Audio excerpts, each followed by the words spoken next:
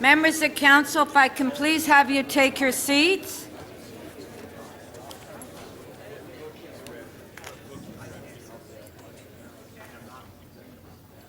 Call this meeting to order. If we can please stand for the national anthem.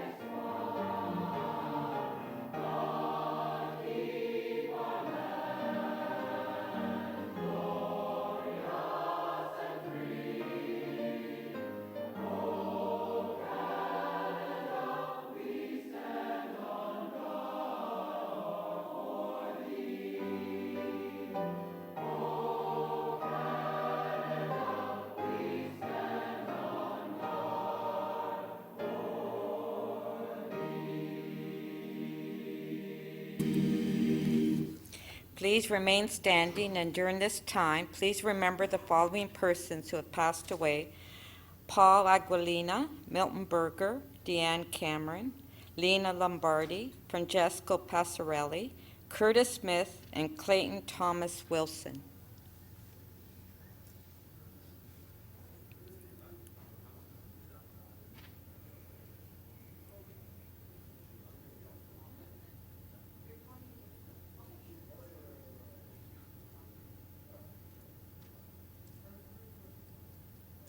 Thank you.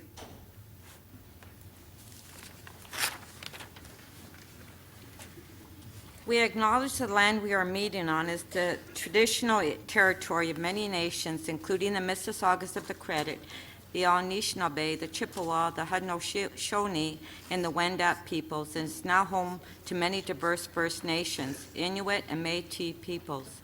We also acknowledge that Toronto is covered by Treaty 13 with the Mississaugas of the Credit. For the benefit of those who are connected to the internet, the City Clerk has posted all of the agenda materials for today's meeting at toronto.ca/council. Members, we have a presentation this morning to recognize first responders for the 2018 Yonge Street tragedy and the Danforth tragedy. I would like to call upon Mayor Tory for the presentation.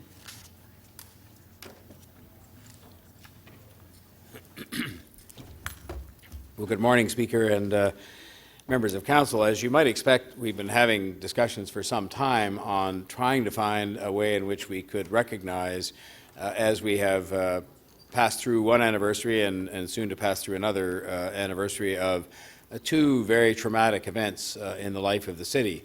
They were traumatic events in many different respects, but at the same time, they showed us the very best of the city in terms of its resilience and in terms of its coming together, but also showed us the very best in terms of the professionalism and courage and compassion of our first responders. And so sometimes, while these things seem to be inadequate as a way of saying thank you, we did think it was important to bring together the people who you see here with you today. And I should point out, they represent, pardon me, in many cases, not all of the people who were active on both the days of those two traumatic events, the Yonge Street tragedy and the Danforth occurrence, but in the days following, where there were many things that happened that required the service of our first responders. And we thought that we could get those who could be here today, and I'm most gratified, I'm sure, on your behalf as well, that they are able to be here so that we could say thank you to them.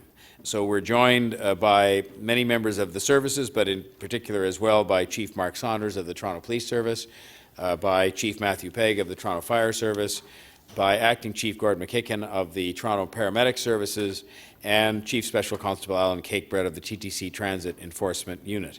And then, of course, we're very happy that all of you are here. We see the chiefs often in the course of our duties here, but we don't see many of you as often in a group like this, representing the others who couldn't be here with us today, all of you who continuously dedicate yourselves to serving our city.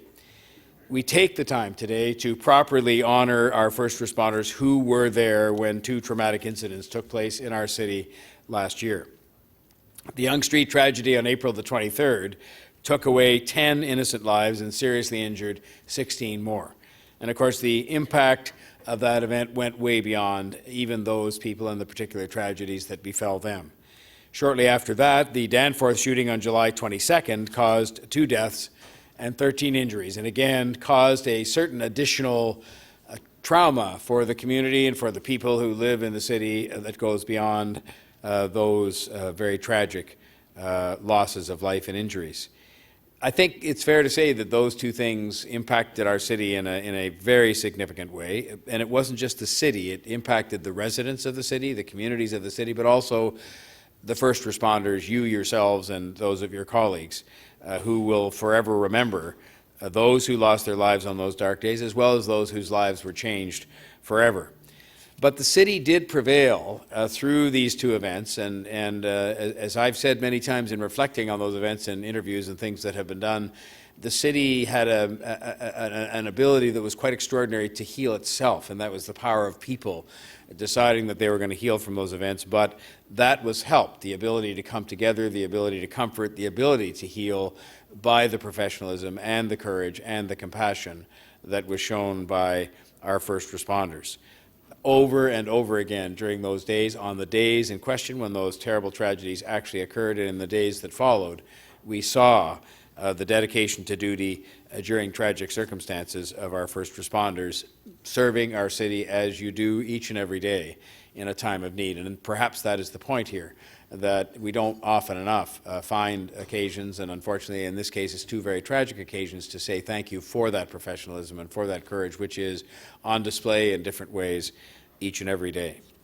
So it is my honor, on behalf of my colleagues on the City Council and on behalf of all of the people of the City of Toronto, to recognize the women and men of the Toronto Police Service, Toronto Fire Services, Toronto Paramedic Services, who responded to these 2 tragic events, exhibiting courage and compassion for our residents during what could only be described as challenging and devastating circumstances. And we also recognize those members of the TTC Transit Enforcement Unit who stepped up and responded during the Yonge Street tragedy. And, of course, there were many civilian responders and corporate security people, especially in North York itself, who responded to both tragedies. You were also all there in the days and weeks after these tragedies, standing shoulder to shoulder with residents as we came together to mourn, and determined as ever to make sure that these attacks did not change our city or the way of life that we have in this city. And so, again, I say thank you to each and every one of you on behalf of all the people of the City of Toronto and on behalf of the members of City Council. And I hope that you will pass on to those who were not able to join us today, but who were active on those days, the days of these 2 tragic events and the days that followed, our very, very extreme gratitude for the work that they did on those days and for the work that you all continue to do to keep our city safe.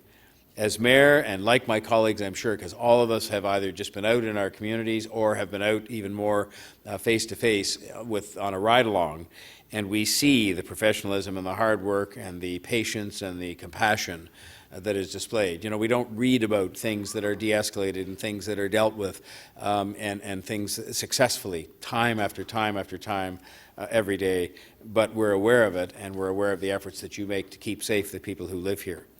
On that tragic day in April, and again on the tragic night in July, the safety of the city and the security of the city, the well-being of the city in many different ways were threatened. And you all worked extraordinarily hard to protect the city and to protect its residents on those occasions and in the days that followed, and to care for those who were directly and indirectly affected by those traumatic events.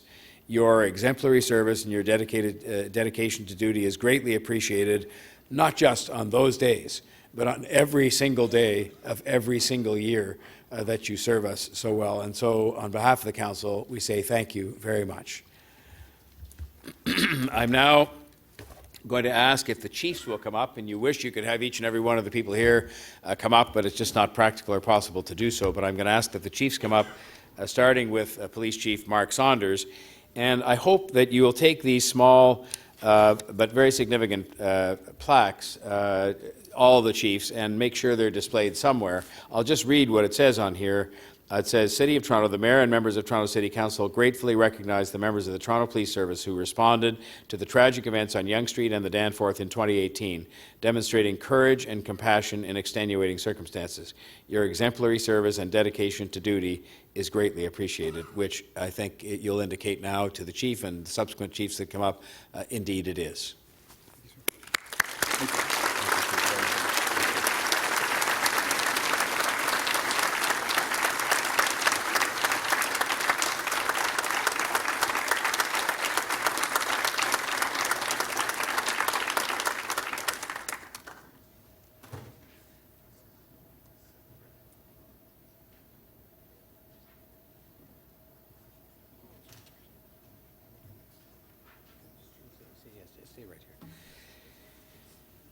Chief Matthew Pegg from the Toronto Fire Services.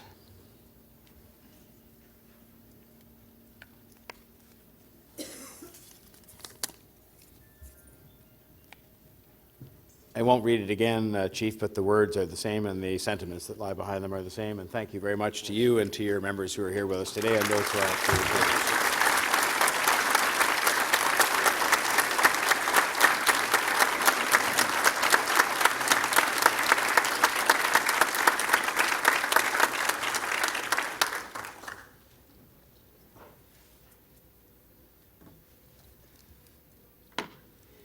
Chief Gordon McEachern from the Toronto Paramedic Service. There he is.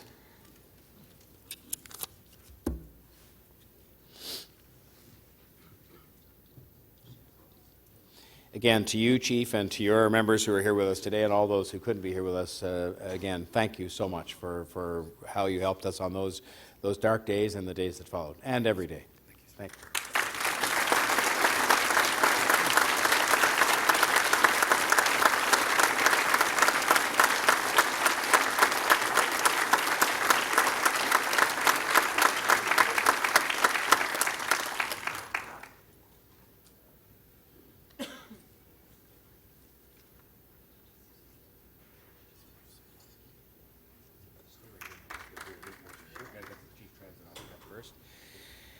And last but not least, Chief Transit Enforcement Officer Cakebread, please come up and receive.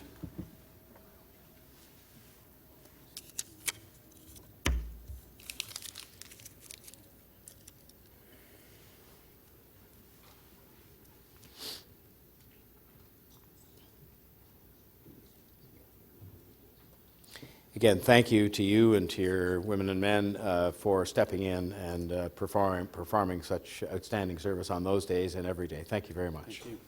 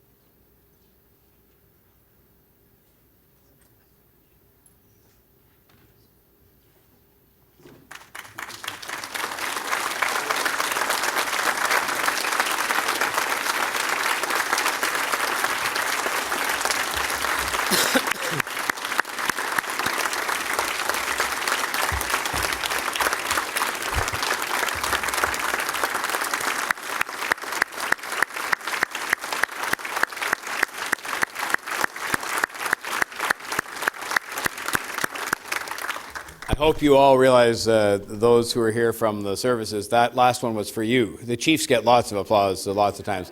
That was for you. And thank you very, very much for being here today and for your service. And we will look forward, as we all do, seeing you out in the community doing what you do well all the time. Thank you very, very much. With your indulgence, Speaker, I want to just say a word about our beloved Toronto Raptors and yesterday's celebration.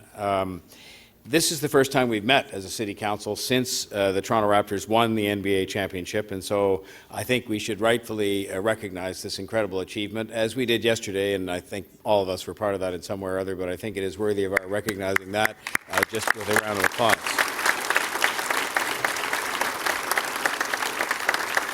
Yesterday, we saw millions of people come out to celebrate our team and this championship, and we saw the best of our city.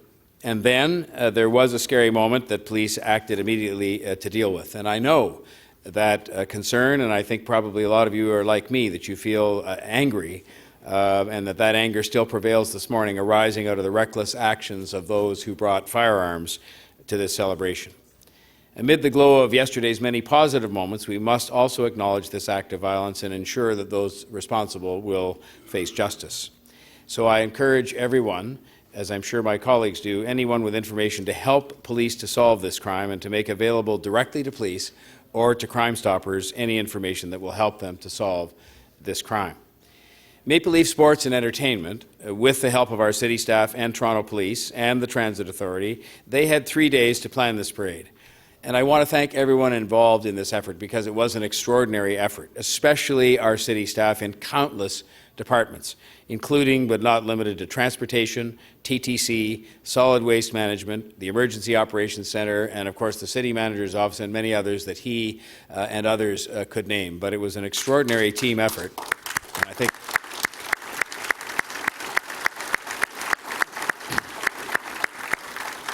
and it's so good that so many of them are here because I'm sure every one of them yesterday was called into duty yet again. I want to thank our first responders, the police, the Toronto Fire Service, the paramedics. They kept our city safe throughout this massive event, and of course I was talking to some of the transit officers this morning, and they had some very special challenges to deal with, as well as the people arrived and left the downtown of the city. This was a massive event, the likes of which our city has never seen before.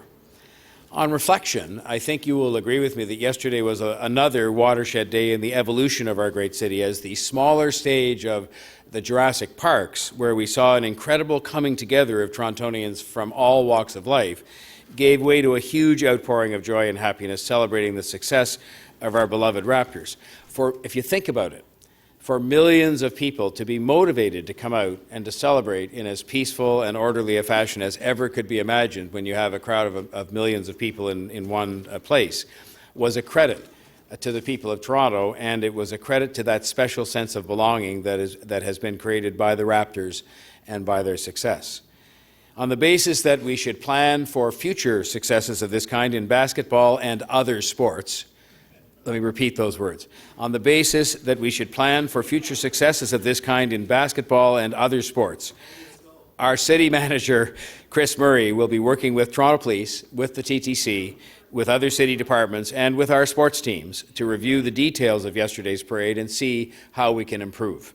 Yesterday was a good day for our city overall, and we will use that experience to ensure that we have nothing but the best for what I'm sure will be many such events in future years. And so again, the main purpose of today is simply to say congratulations to the Raptors on doing us proud. We had lots of chance to do that yesterday, and I hope you feel we did it in a suitable manner, but also to say thank you to our city staff, to the management of the city, and to our first responders, because they helped to make sure that the day, aside from that one very jarring incident, that the day was overall an extremely successful day that I think did the city proud in many different respects. Thank you, Speaker.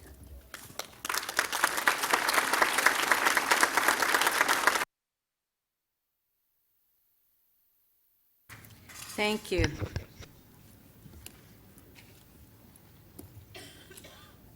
Councillor Layton, you would like to make a few comments? Yes, thank you very much. And not to take away anything from the Raptors' win and the celebration yesterday, one of our colleagues has, since our last meeting, had a rather wondrous celebration of their own, and I wanted to just extend my heartfelt congratulations, as I'm sure you all would, to Councillor Kristen Wong-Tam for the arrival of their baby, her and her partner, as far as baby Kian, and welcome to the club of sleepless nights and worry, but congratulations.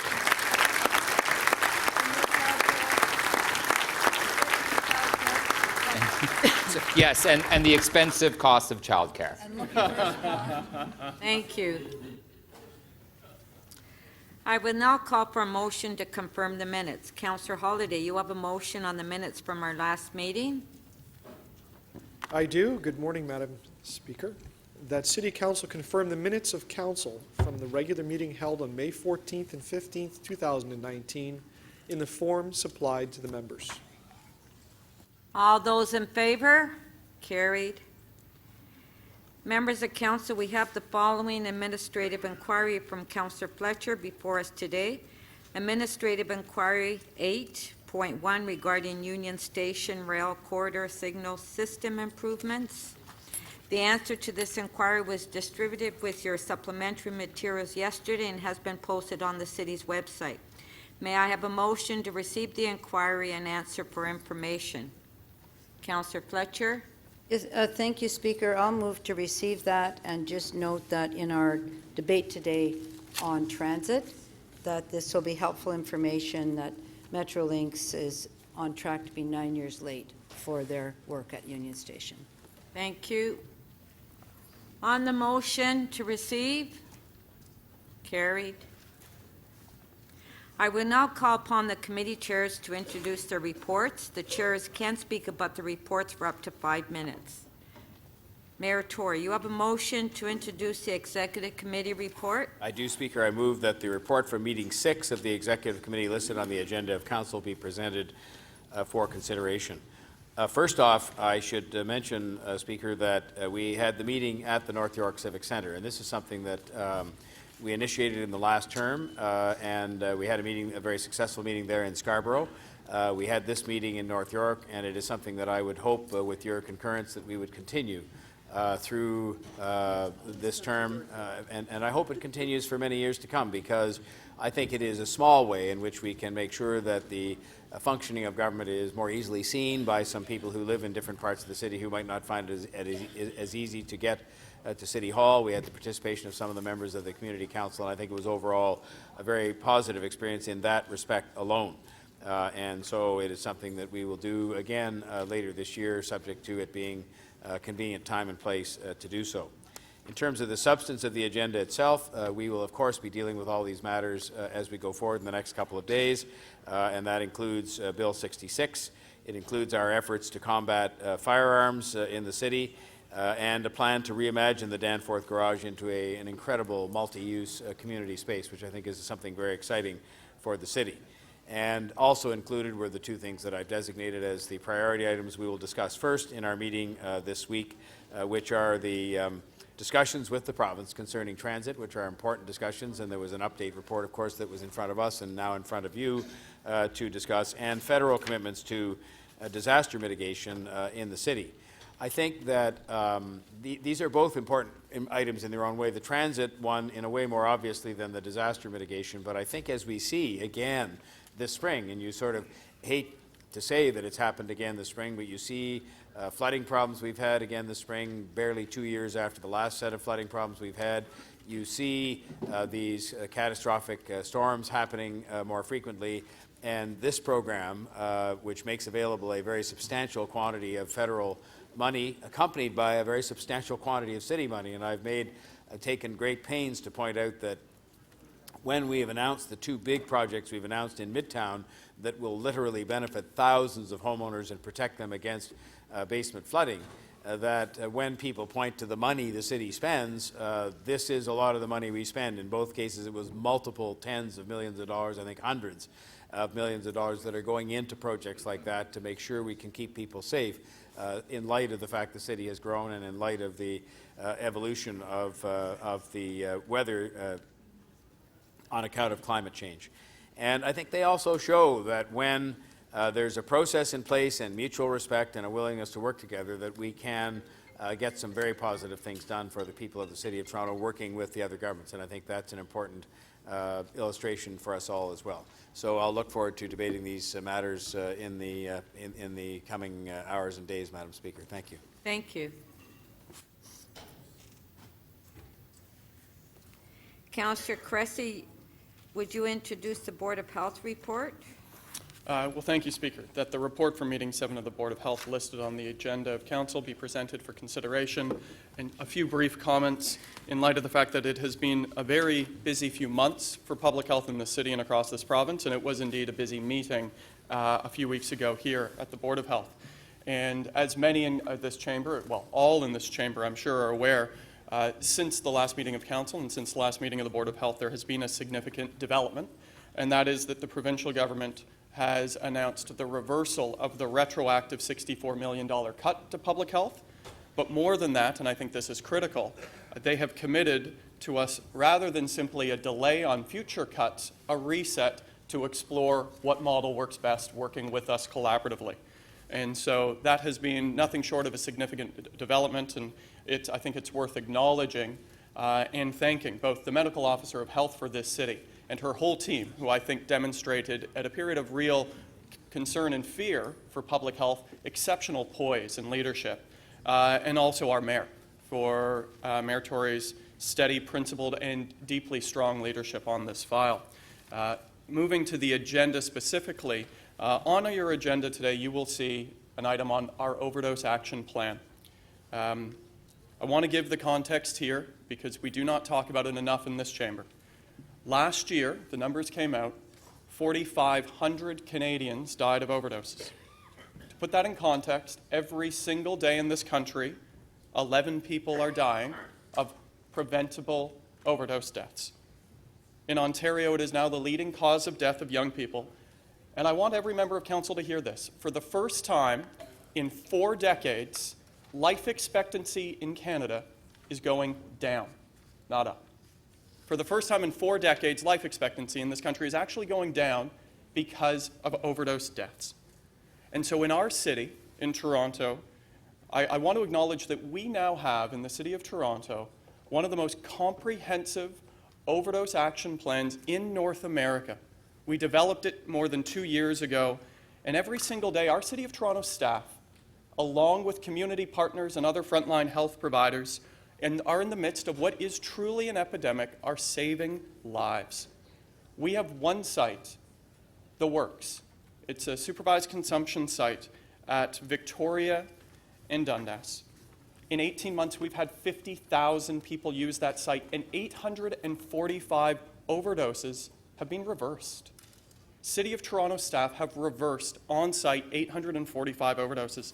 And while we are seeing in every city in this country the number of overdoses going up, in Toronto last year, the number of deaths actually went down.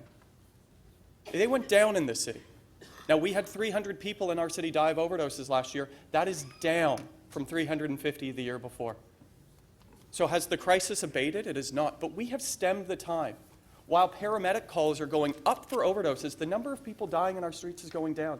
And that is a tribute and a credit not just to our staff, but to a comprehensive approach this city has taken on treatment and prevention and on harm reduction. In fact, we now have mayors and city councilors from Chicago, Philly, Boston, New York, all coming to Toronto to look at us. We have become a world leader on this file. And make no mistake, 10 years from now, when we look back on what has been an epidemic of proportions, just like the HIV and AIDS crisis in the 80s, when we look back as councillors, I want you to look back on the work that we did in the midst of this crisis to try to prevent it from escalating. But I also want us, in the context of the report in front of us, to acknowledge that there's a lot more we can do, that every one of these deaths are preventable. And I will just close, and I'll speak very frankly with members of council, because I've been speaking to each and every one of you about the overdose crisis since I got elected 5 years ago.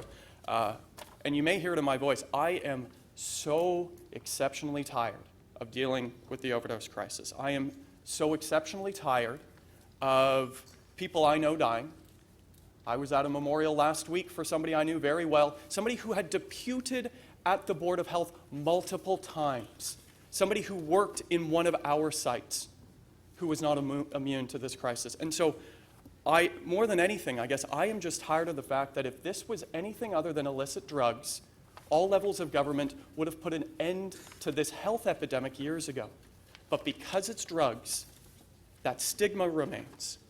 And so I encourage each and every one of you to read the report, because we are world leaders in the midst of what has become a North American and European epidemic. And this city, you should be very proud of the work that we collectively are doing on it. Thank you. Thank you. Deputy Mayor Minnan-Wong, you have a motion to introduce the Civic Appointments Committee. Yes, thank you. That the report from Meeting 7 of the Civic Appointments Committee listed on the agenda of Council be presented for consideration. Thank you. Councillor Thompson, you have a motion to introduce the Economic and Community Development Committee report. Thank you very much, Speaker. Good morning. That the report from Meeting 5 of Economic and Community Development Committee listed on the agenda for Council be presented for consideration.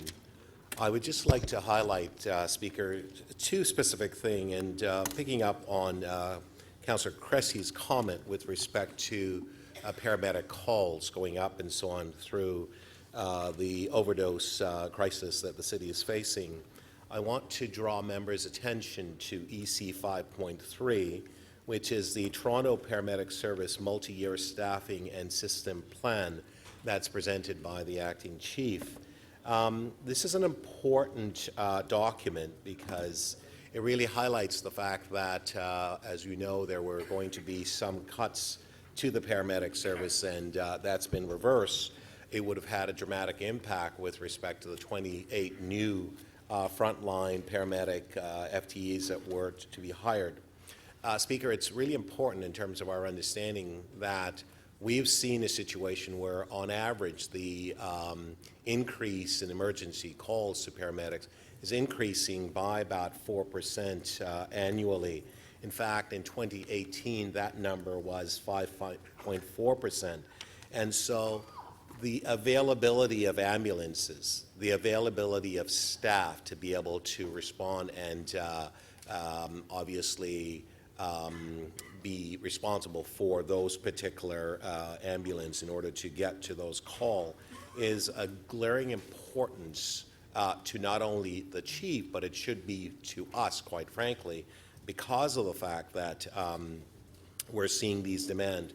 The other fine point that has to be understood as well is that the men and women who are working in our paramedic services and so on are being asked to work extra time and overtime. That's having a dramatic impact on their health and welfare. Speaker, we've seen a situation where we've seen an increase about 33% in terms of the cost of the hours and so on that they're having to spend, higher amount of time working, and about 55% we saw in 2017. And so the 33% was over the 2017 numbers. And I think this is extremely important because while we talk about not having enough money and resources, we have to understand what the impacts will be to our community. We have a city that continues to expand, continues to grow. Demand for EMS services continues to increase, and we've seen that. And so this is something that we have to take really seriously, and we have to find the resources to be able to help our residents.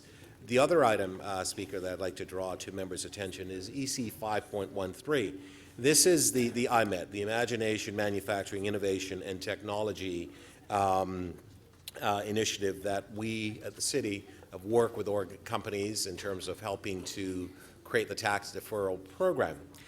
The Economic Development Department is actually introducing a new point system that will assist us.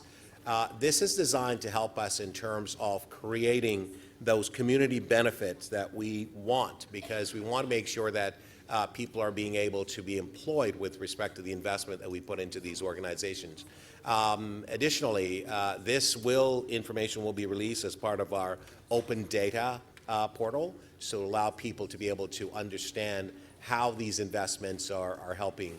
There were those who came to committee and wanted us to expand the elements of the program, and we have looked at that. There are some changes that have been made with staff and the consideration that took place during the committee.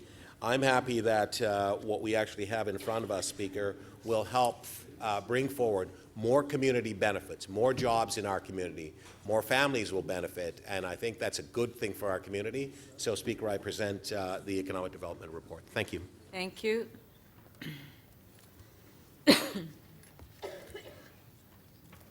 Councillor Ains, do you have a motion to introduce the General Government and Licensing Committee report? Good morning, Madam Speaker. That the report from meeting number 5 of the General Government and Licensing Committee listed on the agenda of Council be presented for consideration. Thank you. Councillor Pasternak, you have a motion to introduce the Infrastructure and Environment Committee report. Yes, thank you, Madam Speaker. That the report from meeting 5 of the Infrastructure and Environment Committee listed on the agenda of Council be presented for consideration. I would like to bring attention to item IE 5.5, School Crossing Guard Program Update and results of the request for proposal. We spent an enormous amount of time at committee discussing this important issue. If I bring to your attention page 30 of the Toronto Police Service Transformational Task Force report, when this was first brought to our attention as transitioning from police service to the city, they pegged the cost at $6.8 million with approximately 600 part-time school crossing guards. If you read closely to the report in front of you, if I'm reading it correctly, you're looking at between January 1st and December 31st, 2020, city staff are asking for $24 million to run this program. Now, admittedly, the program has expanded by about 100 crossing guards. There's no doubt that this program saves lives, prevents injuries, and ensures the safe offloading and pickup of students at our various schools, although staff insists that the program is more neighborhood-based than school-based. You'll also see embedded in the report a motion to ask local school boards to contribute to this program. There's many cost-share programs between the city and the school board, including student nutrition, swimming pools, playgrounds, so a request of this nature is not that far out of line. But I think we should take a closer look at this item, looking at not just the cost, but how it will be managed in the future. There are various warrants that have to be met for crossing guards, and I can see this program in the coming years jumping up to about $50 million if the current demand for crossing guards across our city continues. So I urge you to read the report that is with this item, to look closely at the numbers, and to engage in the debate. Thank you.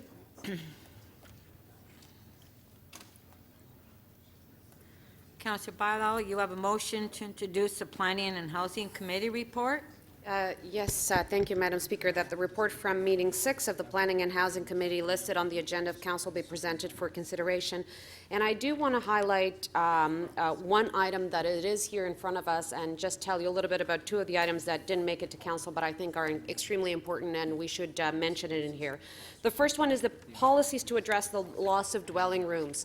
Very often when we talk about housing, we talk about how much more affordable housing we're producing, how much housing we are building.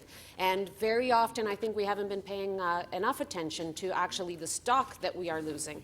And that's what we've been really trying to get at with this committee. You've seen regulations around secondary suite to increase that supply, but here in front of you today is an issue that is facing many of you in your own communities, which is the loss of dwelling rooms, some of the most affordable stock that we have in our city right now.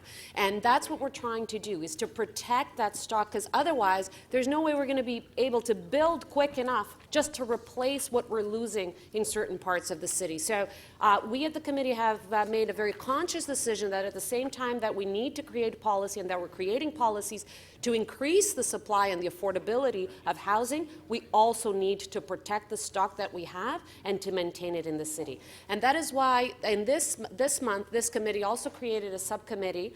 We have an engaged committee. Fortunately, everybody really rolled up their sleeves to work hard. And we've created a subcommittee to deal with renovictions. Lots of you are also having people being evicted from some, again, of the most affordable units out there. And we understand that a lot of these regulations are provincial, but we think we need to move towards a more aggressive and more supportive role in terms of the city, and we're going to be working into this. We believe, by conversations that we've had with the nonprofit sector, that are thousands of people currently in the City of Toronto presented with this scenario. They're about to get rent-evicted, and that we need to work with them to see how we can better assist them.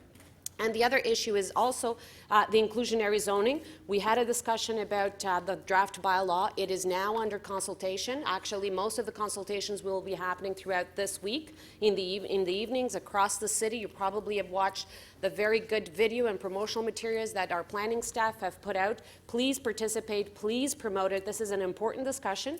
We're still in conversation, staff to staff, on the impacts that Bill 108 will have on this, but we know that this is an important discussion. We're not putting our hands down. We're continue the conversations. We need to have a robust draft bylaw that we can present to the province and let them know that we're doing our work, and we need that implemented now, not later. So that is some of the work that we're doing at Planning and Housing, and I bring that to your attention.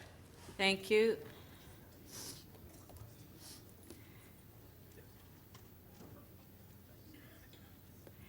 Deputy Mayor Minnan-Wong, you have a motion to introduce the striking committee report. Yes, that the report from meeting 2 of the striking committee listed on the agenda of council be presented for consideration. Thank you. Councillor Grimes, you have a motion to introduce the Etobicoke York Community Council report. Yes, good morning, Madam Speaker. That the report from meeting 6 of the Etobicoke York Community Council listed on the agenda of council be presented for consideration. Thank you. Councillor Pasternak, you have a motion to introduce the North York Community Council report. Yes, thank you, Madam Speaker, that the report from meeting 6 at North York Community Council listed on the agenda of council be presented for consideration. Thank you. Councillor Karygiannis, you have a motion to introduce the Scarborough Community Council report. Thank you, Madam Speaker, that the report for meeting 6 of Scarborough Community Council listed on the agenda of council be presented for consideration. Thank you. Councillor Perks, you have a motion to introduce the Toronto and East York Community Council report. Thank you, Speaker, and good morning. I move that the report from meeting 6 of the Toronto East York Community Council listed on the agenda of council be presented for consideration. Thank you. And Councillor Perks, you have a motion to introduce the new business and business previously requested from city officials. Thank you, Speaker. I move that new business and business previously requested from city officials listed on the agenda of council be presented for consideration. Thank you. All those in favor of the motions, recorded vote.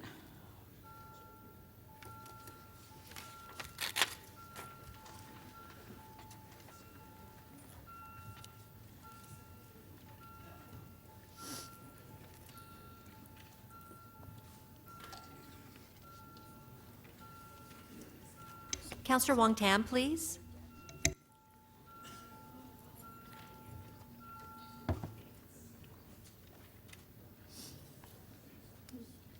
Motion to introduce the reports carries unanimously, 26 in favor. Thank you. Councillor Matlow, I understand you have a procedure motion at this time. Thank you, Madam Speaker.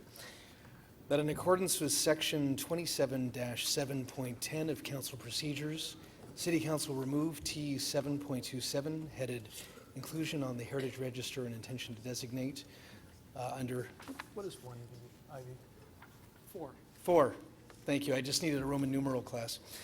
Section 29 of the Ontario Heritage Act, 206 Russell Hill Road, from the Toronto and East York Community Council, and bring the item forward to City Council for consideration.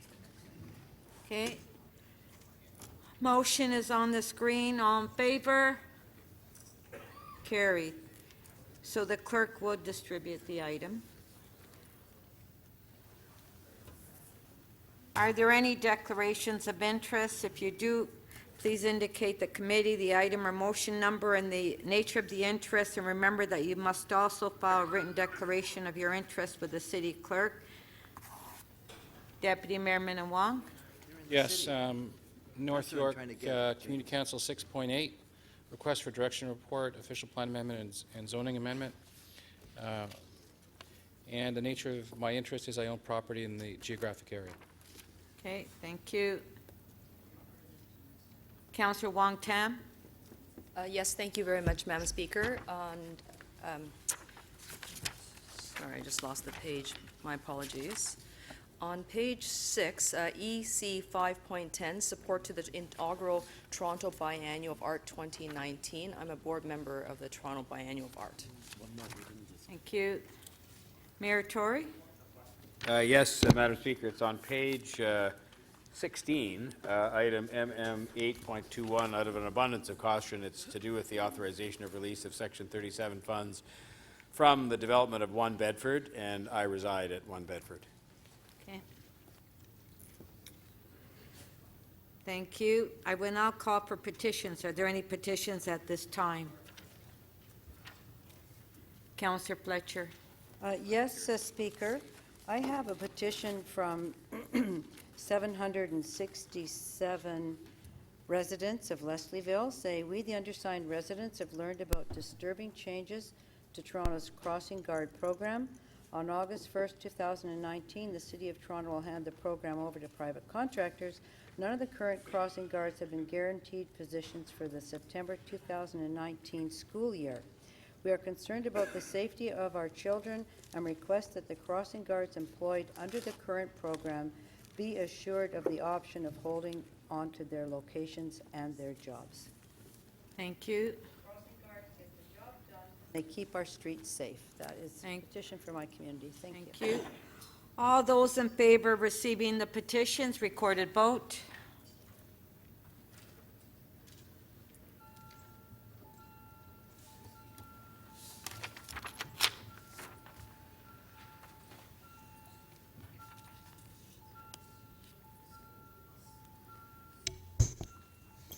Councillor Perks and Councillor Carroll, please. And Councillor Perruzza, please. Councillor Ainsley, please.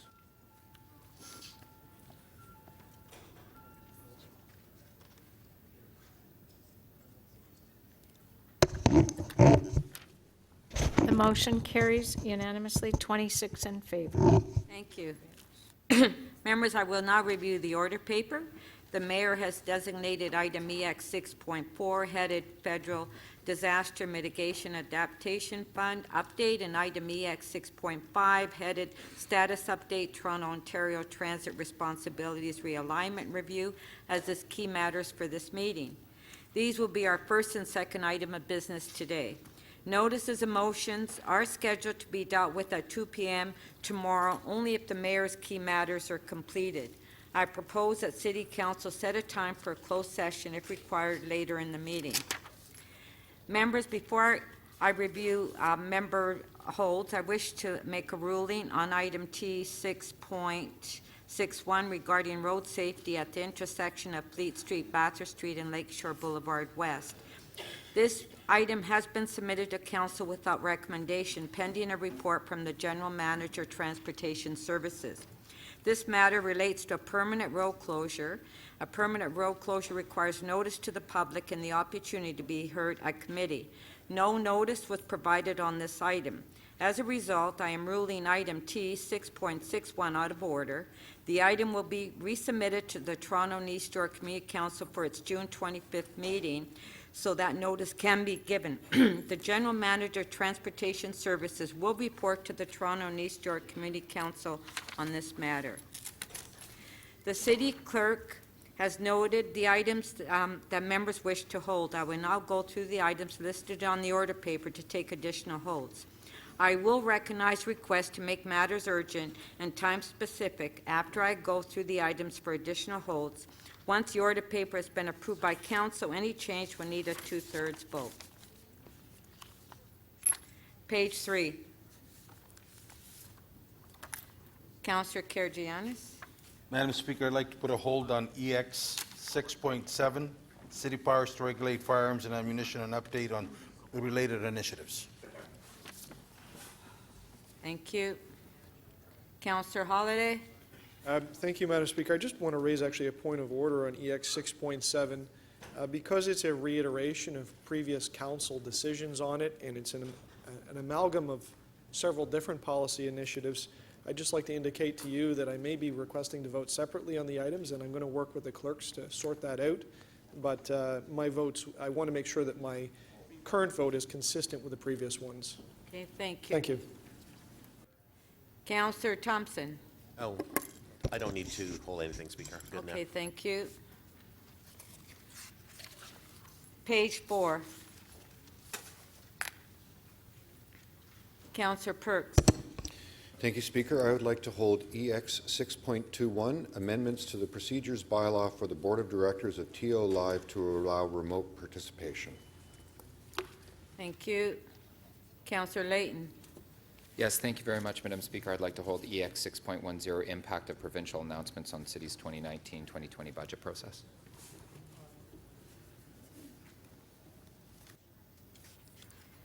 Page 5. Councillor Karygiannis. Madam Speaker, I was holding EC 5.3. I'd like to release it, and I'd like to thank everybody involved, from the mayor's office to the general manager to the deputy general manager to the acting chief to the union, the chief steward, Mr. Merriman. I think that all over it was one heck of a good process, and I want to thank everybody involved that was able to participate and make sure that this happens, and I would like to have a recorded vote, please. Okay, on page 5, recorded vote, EC 5.3.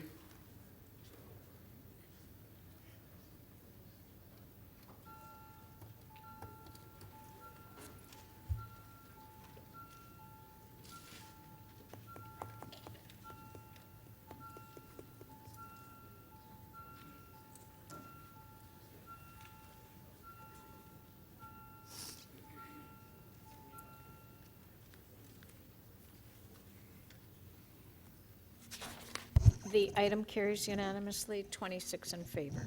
Thank you. Deputy Mayor Minnan-Wong. Yes, I'd like to hold 7.2. My intention is to refer it back to staff. I don't know if we can I move that we refer it back to staff? I've spoken with the chair of the committee, who's fully supportive of this. Okay, so would you like to, does the clerk have your motion? Defer to staff or committee? Send it back to committee, please. Committee? Send it back to committee, please. Okay, so send it back to committee. Okay. That's CA 7.2. On favor? Carried.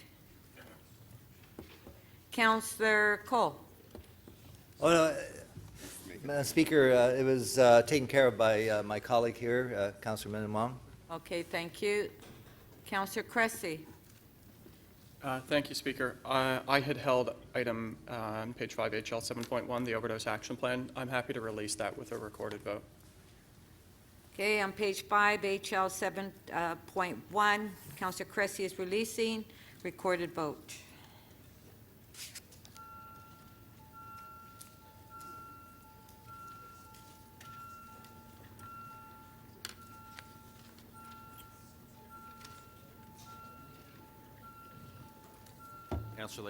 Councillor Layton, please.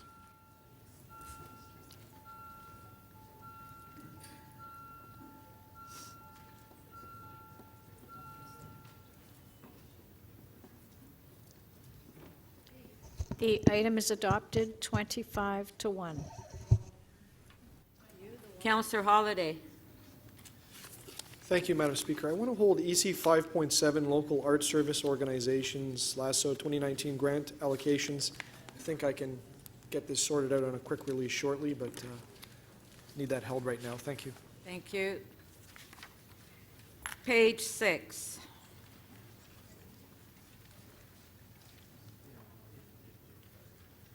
Councillor Baila. GL 5.22, Civic Innovation Office update. Okay. Yeah. Councillor Thompson. Thank you very much, Speaker.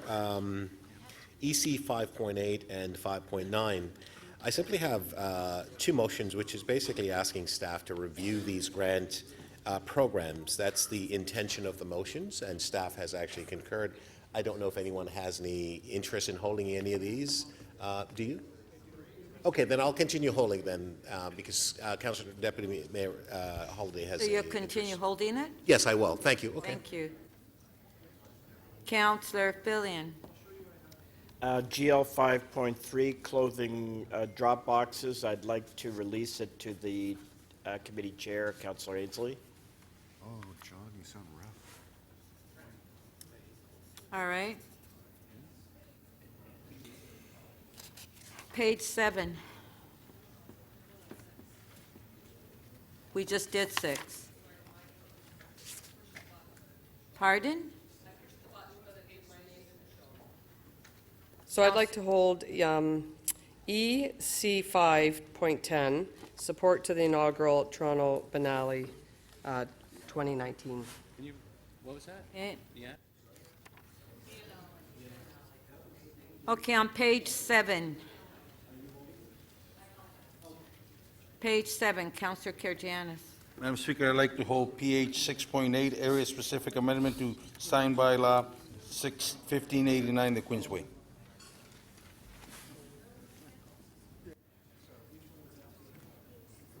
Page 7, PH 6.8, the bottom of the page.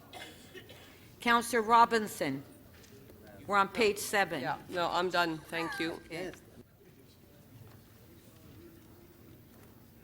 Councillor Perks. Thank you, Speaker. I'm prepared to release PH 6.1, Official Plan Amendment Policies to Address the Loss of Dwelling Rooms, Final Recommendation Report, just with a recorded vote. Okay, Councillor Perks is releasing on page 7, PH 6.1. On favor? Oh, recorded vote.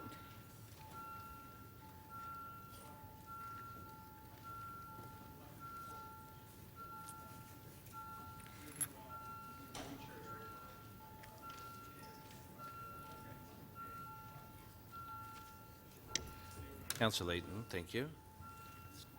Councillor Perruzza, please. Thank you.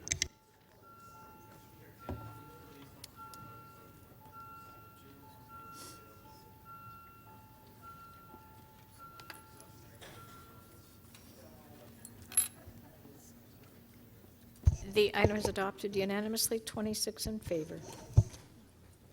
Okay. Page 8.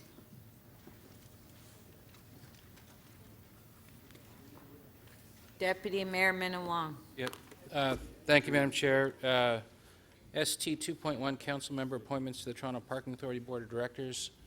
There is a motion being drafted. I'm not sure if it's ready. Is it ready? This was drafted by staff. I think we can deal with this very quickly. Does the staff have that motion? Okay. That's on page 8, ST 2.1, council appointments to the Toronto Parking Authority. If we can put the motion on the screen. Okay, there's the motion. On favor? Carried.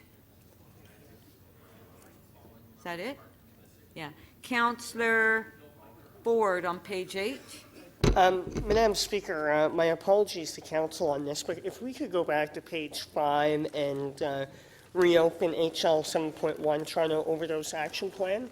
I did vote the wrong way on that.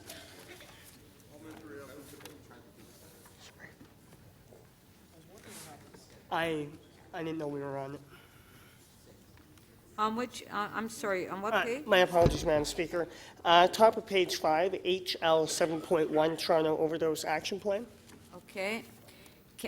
On page 5, HL 7.1, Councillor Ford is asking for the item to be reopened. On favor? Carried. On the item, recorded vote.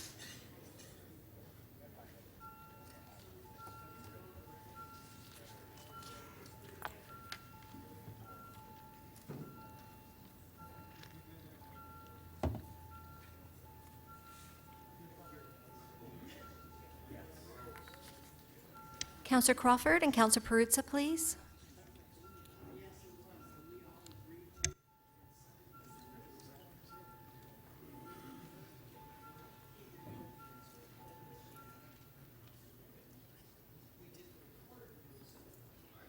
The item is adopted, 23-2.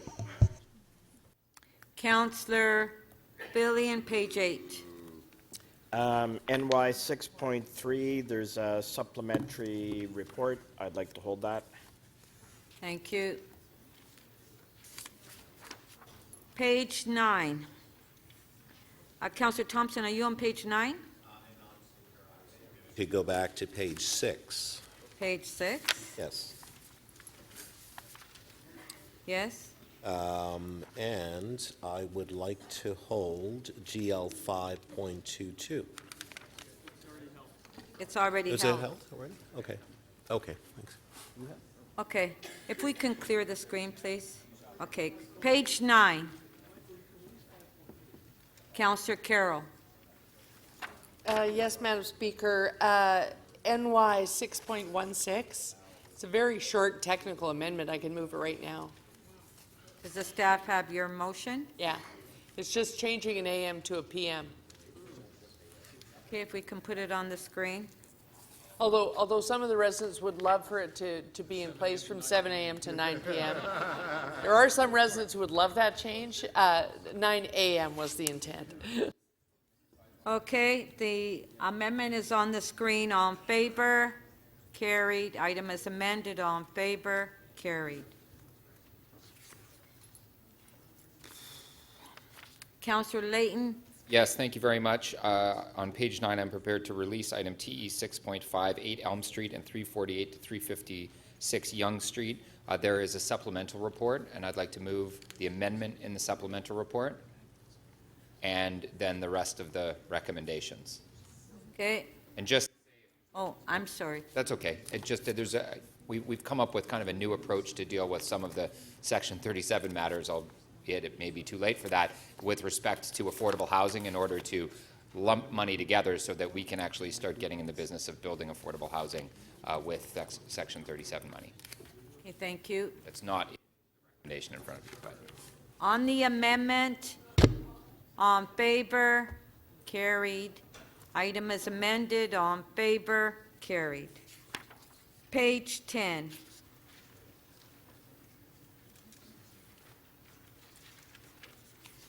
Page 11. Counselor Fletcher.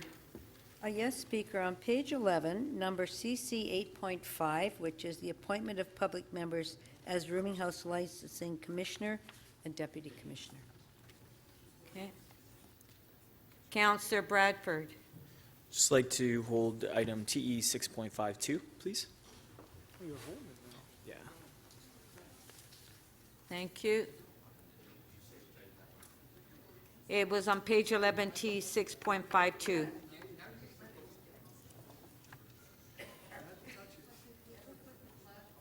Counselor Carroll, are you on page 11? Yes.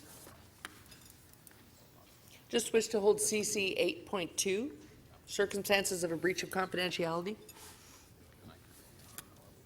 Cute. Page 12. Counselor Cole. Yeah, I wish to hold, Madam Speaker, CC 8.9, and I have a motion to essentially amend this, and we could vote on it and eliminate it. And I think the desk has the motion in regards to CC 8.9, and we can deal with Okay. it right now. Sure. So the amendment is on the screen on page 12, CC 8.9, 491 Glen Cairn. On favor of the amendment? Carried. Item is amended. On favor? Carried. Okay.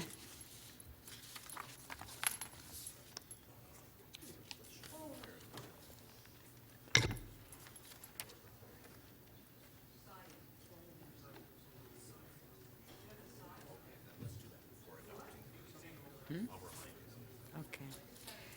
I will now consider request to make items urgent and time-specific. Councillor Baila. Thank you, Madam Speaker. I'd like to make item EX 6.3 time-specific for tomorrow after members' motions. Okay. On favor? Councillor Thompson? Okay. On favor? I'm sorry, Councillor Thompson? No, I'm going to vote for it, and then I had a point of order. Oh, okay. On favor? Carried. Point of order, Councillor Thompson. So, Speaker, that item is going to be dealt with tomorrow afternoon. I have to attend a graduation event for my daughter, and I'd like to be present for the vote. I'm just hoping that that could be held down until such time that I'm able to get back to vote on that item. Okay, so what time is the graduation? Starts at 1. Suspectedly 2-3 hours or so. Yeah. Okay. There's no drinking involved. It's high school. Oh, this is true. They're starting younger these days. Yeah. Okay, thank you, Councillor wanna make Thompson. sure I'm here for the We'll vote. take note of that. Okay. Thank you. Councillor Bradford. Thanks very much. Request time item of EX 6.9, and just for tomorrow morning if possible, so we can have Toronto Police here to answer any questions if necessary. First item. On page 4, EX 6.9? Yes, Okay. And who did you want here? Toronto Police Toronto Police? All right. and the TTC. And TTC, so we'll have to notify the police and... Facilities people, not the chief. Okay. All right. Thank you. All in favor? The time's been, all in favor? All in favor? Carried. Okay. Okay, separate votes on these items to permit members who have declared an interest to leave the chamber. Deputy Mayor Minnan-Wong, we're dealing on yours first. On NY 6.8.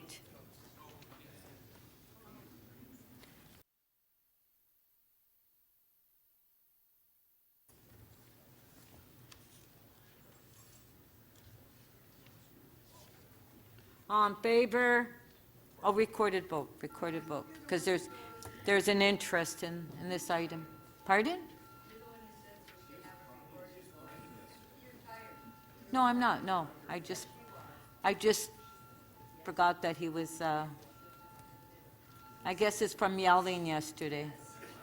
Councillor Karygiannis, please. Councillor Lai, please.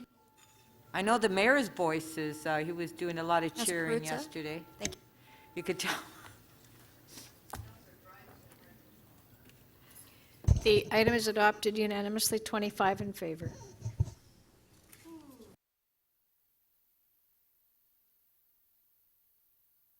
Okay. All right. All those in favor of adopting the order paper and all items not held, recorded vote.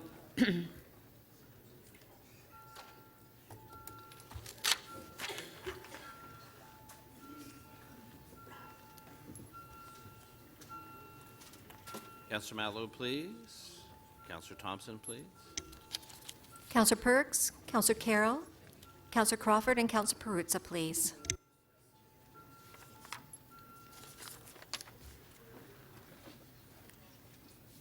The motion to adopt the order paper carries unanimously, 26 in favor. Thank you. Members of council, I want to stress the importance of preparing your motions in advance. The clerk's staff are here to help you prepare your motions. In particular, if you intend to move a motion during the release of holds, I will insist that your motion be prepared in advance and given to the clerk. If you do not have your motion ready, I will not recognize you. I'm also reminding members that you must state your motion first before you speak to it. Members, City Council follows a routine for the processing and adding of any motions without notice during the meeting. Please remember that a motion without notice must include a reason for urgency. If you have an urgent motion without notice you wish to bring forward at this meeting, please give your motions to the City Clerk staff. They will prepare the necessary procedure motion for my review along with your motion. The chair must agree the motion is urgent before you can speak leave to introduce it at this meeting. It will require 18 votes to add a motion without notice to the agenda during this meeting. Motions added to the agenda in this way are not subject to a vote to waive referral to a committee or agency. I will be reviewing all motions carefully and will advise council after each recess which motions need a motion to add to the agenda. We will now go to the mayor's key item EX 6.4 as the first item.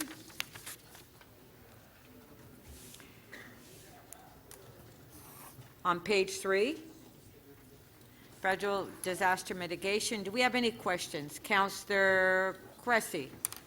Thank you, Speaker. I'll begin by directing my questions towards the City Manager's office, but please feel free to pass it along to Lou or Janie or whoever.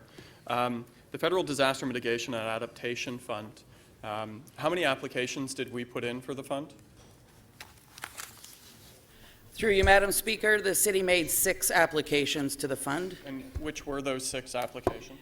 They were the Fairbank Silverthorne Trunk and Midtown Toronto, which is in front of you today, Waterfront Shoreline Protection, Broadview Avenue and Eastern Avenue Flood Protection, North York Trunk Storm Sewer Relief, and Jane Street Crossing. And the Waterfront Shoreline Protection, to be clear, and perhaps to our General Manager of PFNR, that includes mitigation measures towards not just the waterfront, but also Toronto Islands, is that correct? Through the Speaker, that's correct. All right, and so that application was not accepted, is that correct? Through you, Madam Speaker, we had 4 projects that advanced to a second stage.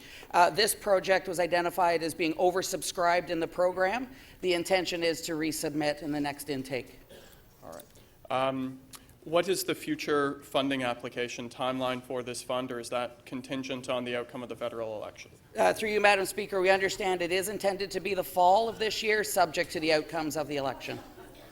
Sorry, could we go through that again? The election is in late October, so, and the new government wouldn't be sworn in immediately. So when are we expecting the application process for this? Through you, Madam Speaker, the only information we've received thus far is the fall, no specifics, of 2019. So fall of 2019, there may be another round of applications, but we have no specifics on how much we can be asking for or how many projects, or do we have any of those details? So through you, Madam Speaker, we do know the national program is a $2 billion program. So we will make the submissions, at least of the 4 that we have submitted previously, and if there are any others that are at an appropriate level of design, we will submit those as well. Okay. On flooding specifically coming out of 2017 in the city and in particular on the islands, did the City of Toronto jointly commission a report looking to long-term mitigation strategies? Through the Speaker, that's correct. The report was jointly commissioned through the Toronto Region Conservation Authority. My understanding, it will be at their board for review this week. All right. And when will that be coming, the recommendations of that? When will that be coming to Chair Pasternak's committee and City Council? Through the Speaker, through a motion on today's Council agenda, we will be reporting out on the results of that report in the October Council session. And then a final question, I guess, to the City Manager's office. If Council, given that we will not have Council considering mitigation measures long-term for the island until this fall, and given that the application process for federal funding may also be this fall, how do we provide some direction to ensure that we prioritize flooding along the waterfront and the islands for the next round? Through you, Madam Speaker, that's something we're going to have to take away in respect to the timing. Certainly, we know that these projects do have the appropriate level of design for resubmission, and we will seek the council direction at the appropriate time, as soon as we can. Thank you.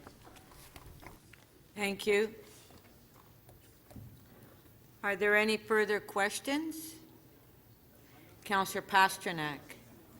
Yes, through you to staff. When it comes to this this funding arrangement, are there any opportunities for tripartite agreements where provincial, municipal, and federal interests would align, and that we would make a joint submission with the provincial government on an infrastructure project? So through you, Madam Speaker, as far as we're concerned, this particular project is specifically the federal government and the municipal government. There's no indication or reliance on provincial engagement. So if there was provincial infrastructure that was in decline and it was a priority through Infrastructure Ontario and the City of Toronto to get it upgraded and reinforced, I think is the word they use in this report, would there be an opportunity there to negotiate such? So through you, Madam Speaker, that would be something that we would have to discuss internally, what an appropriate role of the city would be in respect to negotiating as it stands with provincial infrastructure. Now, as far as the city's share is concerned, is that mostly in our 10-year capital plan, or would that be new debt?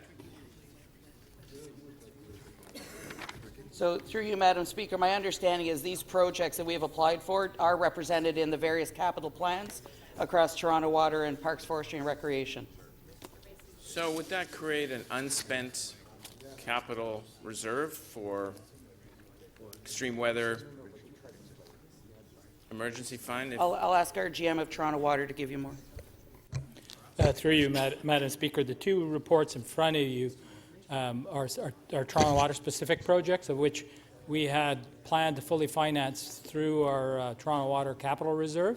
So it does give us the opportunity to reallocate that money back into the basement flooding program, and staff are looking at whether we can accelerate other projects now.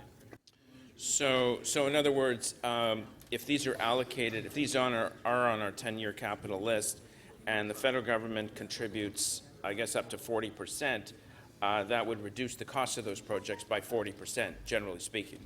Through you, Mr. Speaker, that's correct. And in the specific number in these two cases is about $100 million of federal funding, which will be returned back to us. We'll have to look at the timing of that, when we will be able to free up that cash flow. It will give us the opportunity then perhaps move some projects forward that right now are sitting a bit later in our basement flooding program. So that is the way that we are looking at the analysis right now. So I noticed that the North York Storm Trunk Sewer and the Jane Street Crossing were shortlisted but could not, I guess, make the cut in the last round. Is there any point in adding new projects to that? Would those be the first two funded and there'd be nothing left, or we can add to the mix? Through you, Madam Speaker, you could potentially add to the mix if the projects have moved to a sufficient stage that they meet the eligibility criteria. Those two particular projects that you mentioned that were unsuccessful in this round, we believe from a criteria basis are still solid projects, and we would put them back into the process. It was a timing issue of when construction would start. That was the only issue that we had with the application process. So it's hard reading through this report to see exactly what the full allocation to Toronto is under this round. If our projects were, I guess, approved, what would the 40% amount to in total dollar terms, or it's hard to say at this time? Through you, Madam Speaker, the total amount that was approved is $100 million.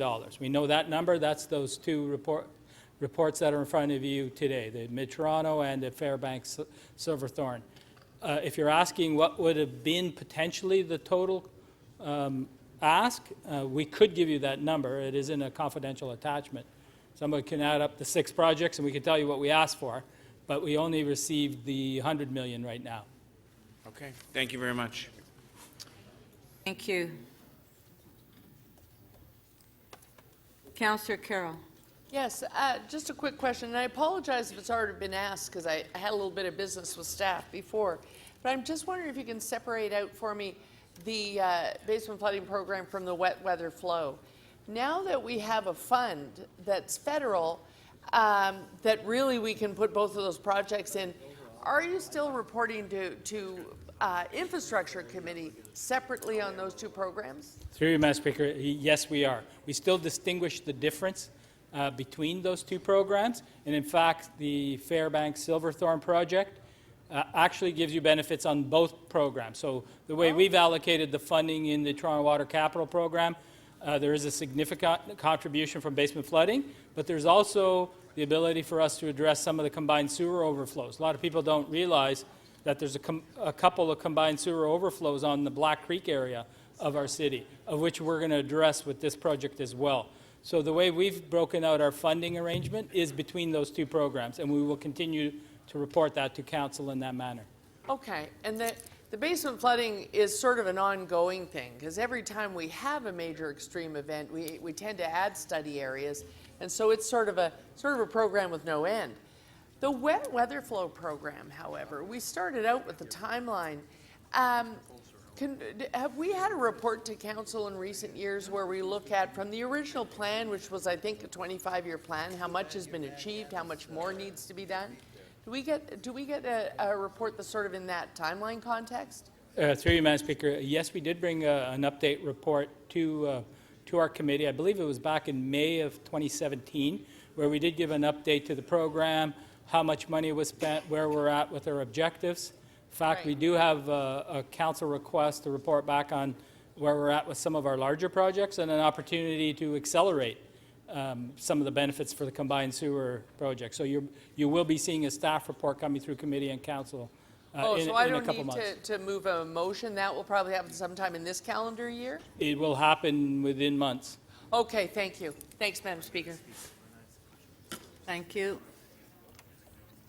Councillor Cole? Just, Madam Speaker, a question of staff. In terms of the Midtown sewer project, these monies, they come, how much is the city putting into it? Through you, Madam Speaker, the Midtown project, the total project cost, which we would upfront, is $120 million. The city would then get back about $37 million of federal funding, leaving us a net share of $82 million. So this is really going to do two things. It's, I guess it's going to relieve how many potential basement flooding in the homes in Midtown? It will alleviate flooding for several thousand homes in Midtown, and it would enlarge a tank. There's already an existing small tank in the park. We're going to enlarge that tank and put in a large trunk sewer to pick up the additional storm. So it'll protect several thousand homes. So there's already a small tank underneath the Forest Hill Collegiate Field, right? That's correct. That was built in the 80s. That was built. What's the capacity of that tank right now?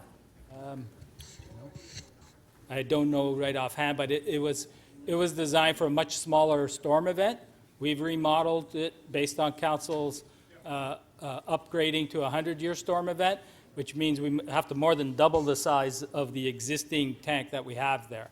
So that's going to be the big piece of construction, along with the construction of the sewer, which will go up through some local neighborhoods. So it's two parts. You're expanding the sewer, the trunk sewer that's coming down, and then you're also building the tank. There's two parts to this investment. That's correct. They work hand in hand because one will flow into the other. But when you look at it from an infrastructure standpoint and where we will be doing the work, there's going to be one large area that will be fenced in, and that'll be the sports field. We'll have to take it out of service for a couple of years while we build a tank and then replace the sports field back on top of it. And then there will be the construction of the sewer that will go up into the local community and go on some local roads. So is this needed because of the increasing intensity of these extreme weather events, the flooding, or is it needed because of the increased densities in Midtown? No, this one is tied specifically to the rain events that we've been seeing and where that rain goes within that community. It is located in a part of the city that does not have a direct outlet to a nearby river. And so in many other communities, the storm sewer systems quickly bring that storm water to a creek or a river. In Midtown Toronto, that was never built. And so what we're doing is building infrastructure that will help us channel that through sewers, take that storm water to the Don River.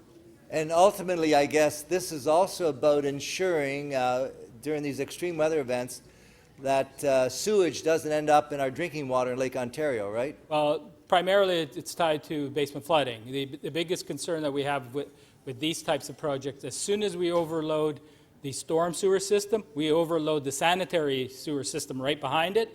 That causes then the flooding in basements. So people get sewage backing up in basements because we've overwhelmed all of the system. And then you'll have the overland flow issue on top, where many of the homes, if they have reverse slope driveways or if they've built basement access doorways, the overland flow will go right into the basement. So this is really more of a localized issue rather than a direct combined sewer issue.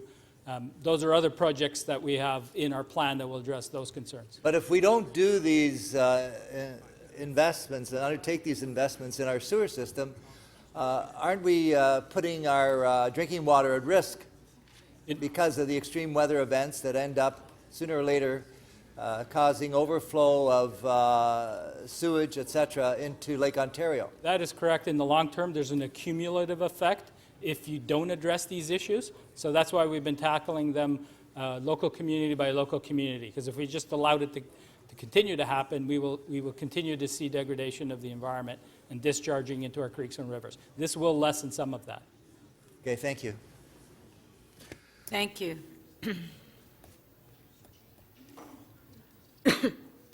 Do we have any speakers? No? Councillor Pasternak? Oh, okay. Councillor Carroll. Councillor Pasternak, I understand that you're preparing a motion, and so you'll speak once the motion's been drafted. Okay, Councillor Carroll to speak. Yes, Councillor Pasternak is preparing his motion, and since Councillor Pasternak and I are both very familiar with basement flooding, he asked me if I could spend some time. I read this report. I'm not a member of the Infrastructure Committee, but I read this report to check on some things. I'm forever concerned because as people arrive at the game of helping us with adaptation and mitigation of climate change events, federal governments now come to help us on the things that have been costing us so much money.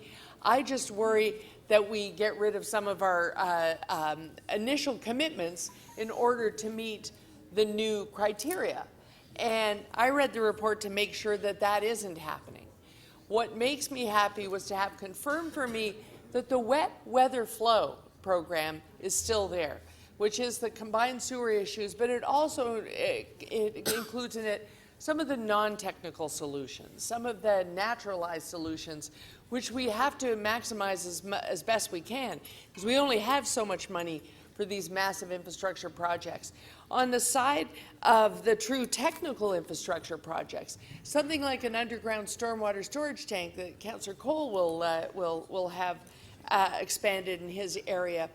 There again, I look in every report on this to make sure that we're still following the criteria, that we consider them all, and we prioritize them all based on bang for our buck. And how we get bang for our buck is every once in a while checking in on all of the areas where we need to do this work. And the criteria is the line itself. If it's a trunk line project, is it about to fail?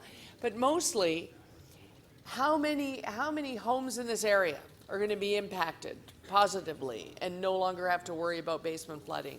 So we prioritize it in such a way that sometimes your neighborhoods will move up and down the list because suddenly you are no longer the priority. An extreme storm comes along and our infrastructure is tested, and some project further up on the line has improved your neighborhood even though we haven't done the project in your neighborhood.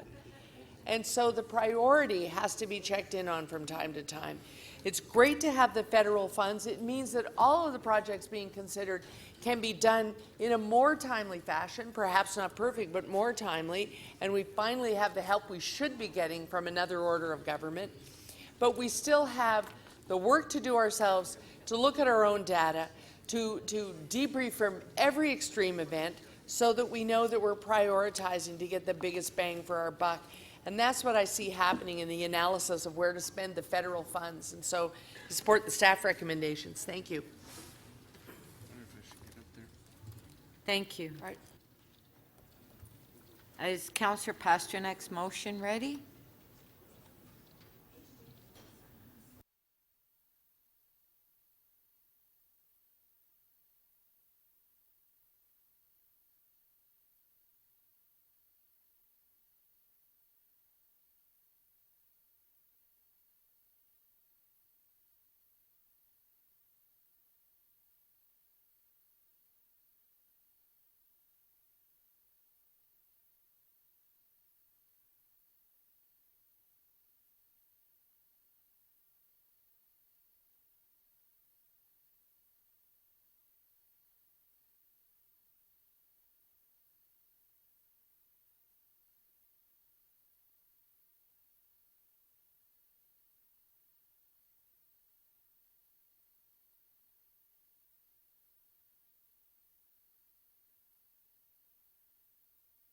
Okay, Councillor Pasternak, you're ready?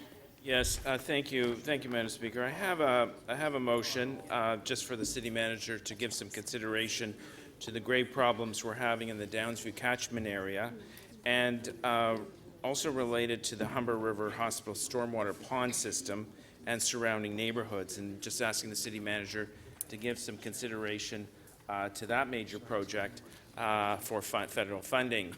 And we've been working, I guess since I inherited this area, we've been working with local residents to bring attention to the enormous problem we have in extreme weather situations around the Humber River Hospital and the stormwater pond that was built in the area.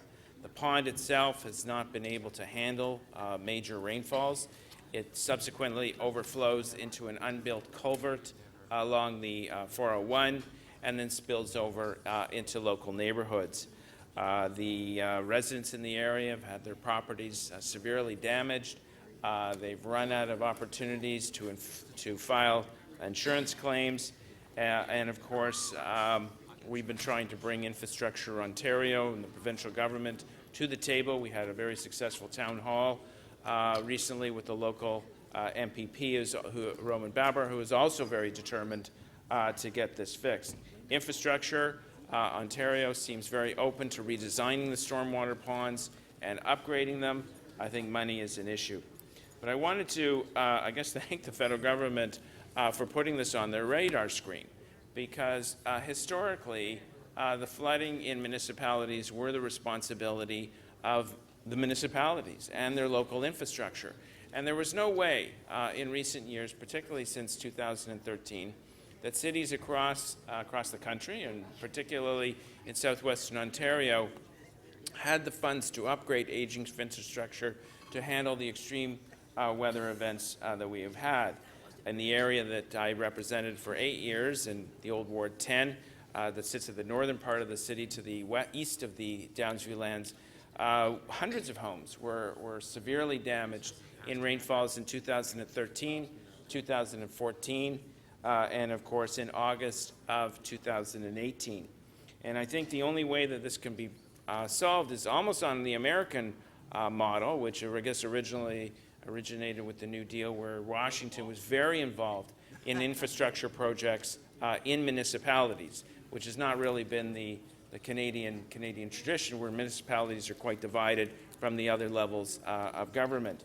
But that being said, a fund that is available to us, provided there's continuity with this funding and is not cut off with the election of a new government in the fall, we would hope that any change in government in Ottawa will continue to keep these commitments and help municipalities upgrade the infrastructure that will protect the homes and neighborhoods across this city and across other cities in Ontario. Thank you. Thank you. Councillor Cole to speak. Thank you, Madam Speaker. I certainly concur with my northern colleague, Councillor Pasternak. We share some of the same concerns as you have. I remember when you were the mayor of York, we had serious issues with the combined sewers, the flooding. It was probably the most common complaint the citizens had, besides the front yard parking complaints. This was number 2. But I would just like to commend staff and support this report, because this is a bit of a new approach to funding infrastructure, and I'd like to commend the federal government for undertaking this new approach, whereby if they can't get cooperation from a provincial government in helping to fund this infrastructure, they are partnering with the municipalities like Toronto in building sewers. I know it doesn't make front page news, the media is not interested in sewers, but I'll tell you, people in the City of Toronto who have flooded basements on a regular basis, more and more frequent because of the extreme weather events, they do care about their sewers. Because when you get flooding, it's not a matter of just eliminating the sewage and the waste that's in your house, but it's a major cost, because the overflow causes huge impacts on the creation of mildew and fungus in your basement. So you have to rip out all your drywall, rip out your floors, your carpets, and there's a major cost in the tens of thousands of dollars to homeowners when their basements do flood. And so it is a critical investment in people's homes that these sewers are built. And, you know, there's a lot of talk about climate chaos, climate breakdown, climate change. But here, the city, with partnership with the federal government, is putting their money where their mouth is. They're putting money to do something about extreme weather events. And again, this won't make the newspapers, but sewers and dealing with extreme weather events, which are more and more frequent, and we've seen them, not only protect our residential basements, but also they stop the overflow from going into our drinking water source, which is Lake Ontario. So the building of these water retention tanks, which is happening here with the Midtown sewer, is also ensuring that that sewage overflow, the overflow of our sewage system, doesn't end up in our drinking water. So it is a critical investment in the water we drink, in the protection of the homes of our residents, and it is something that we need to do more of. And again, I guess it's the thousands of homes in Midtown which will now be protected from these reoccurring events. They're very thankful, but I think we all have to be thankful because we all drink water from Lake Ontario. So we don't need more runoff of sewage into Lake Ontario, which is occurring when these extreme weather events occur. So again, I fully support this staff for putting their money where their mouth is, and thanks to the partnership from the federal government and putting huge amounts of $130 million it takes. This is just in one part of Midtown, and as you know, the Fairbank investment you were interested in is critically needed there, so it's not just one part of the city.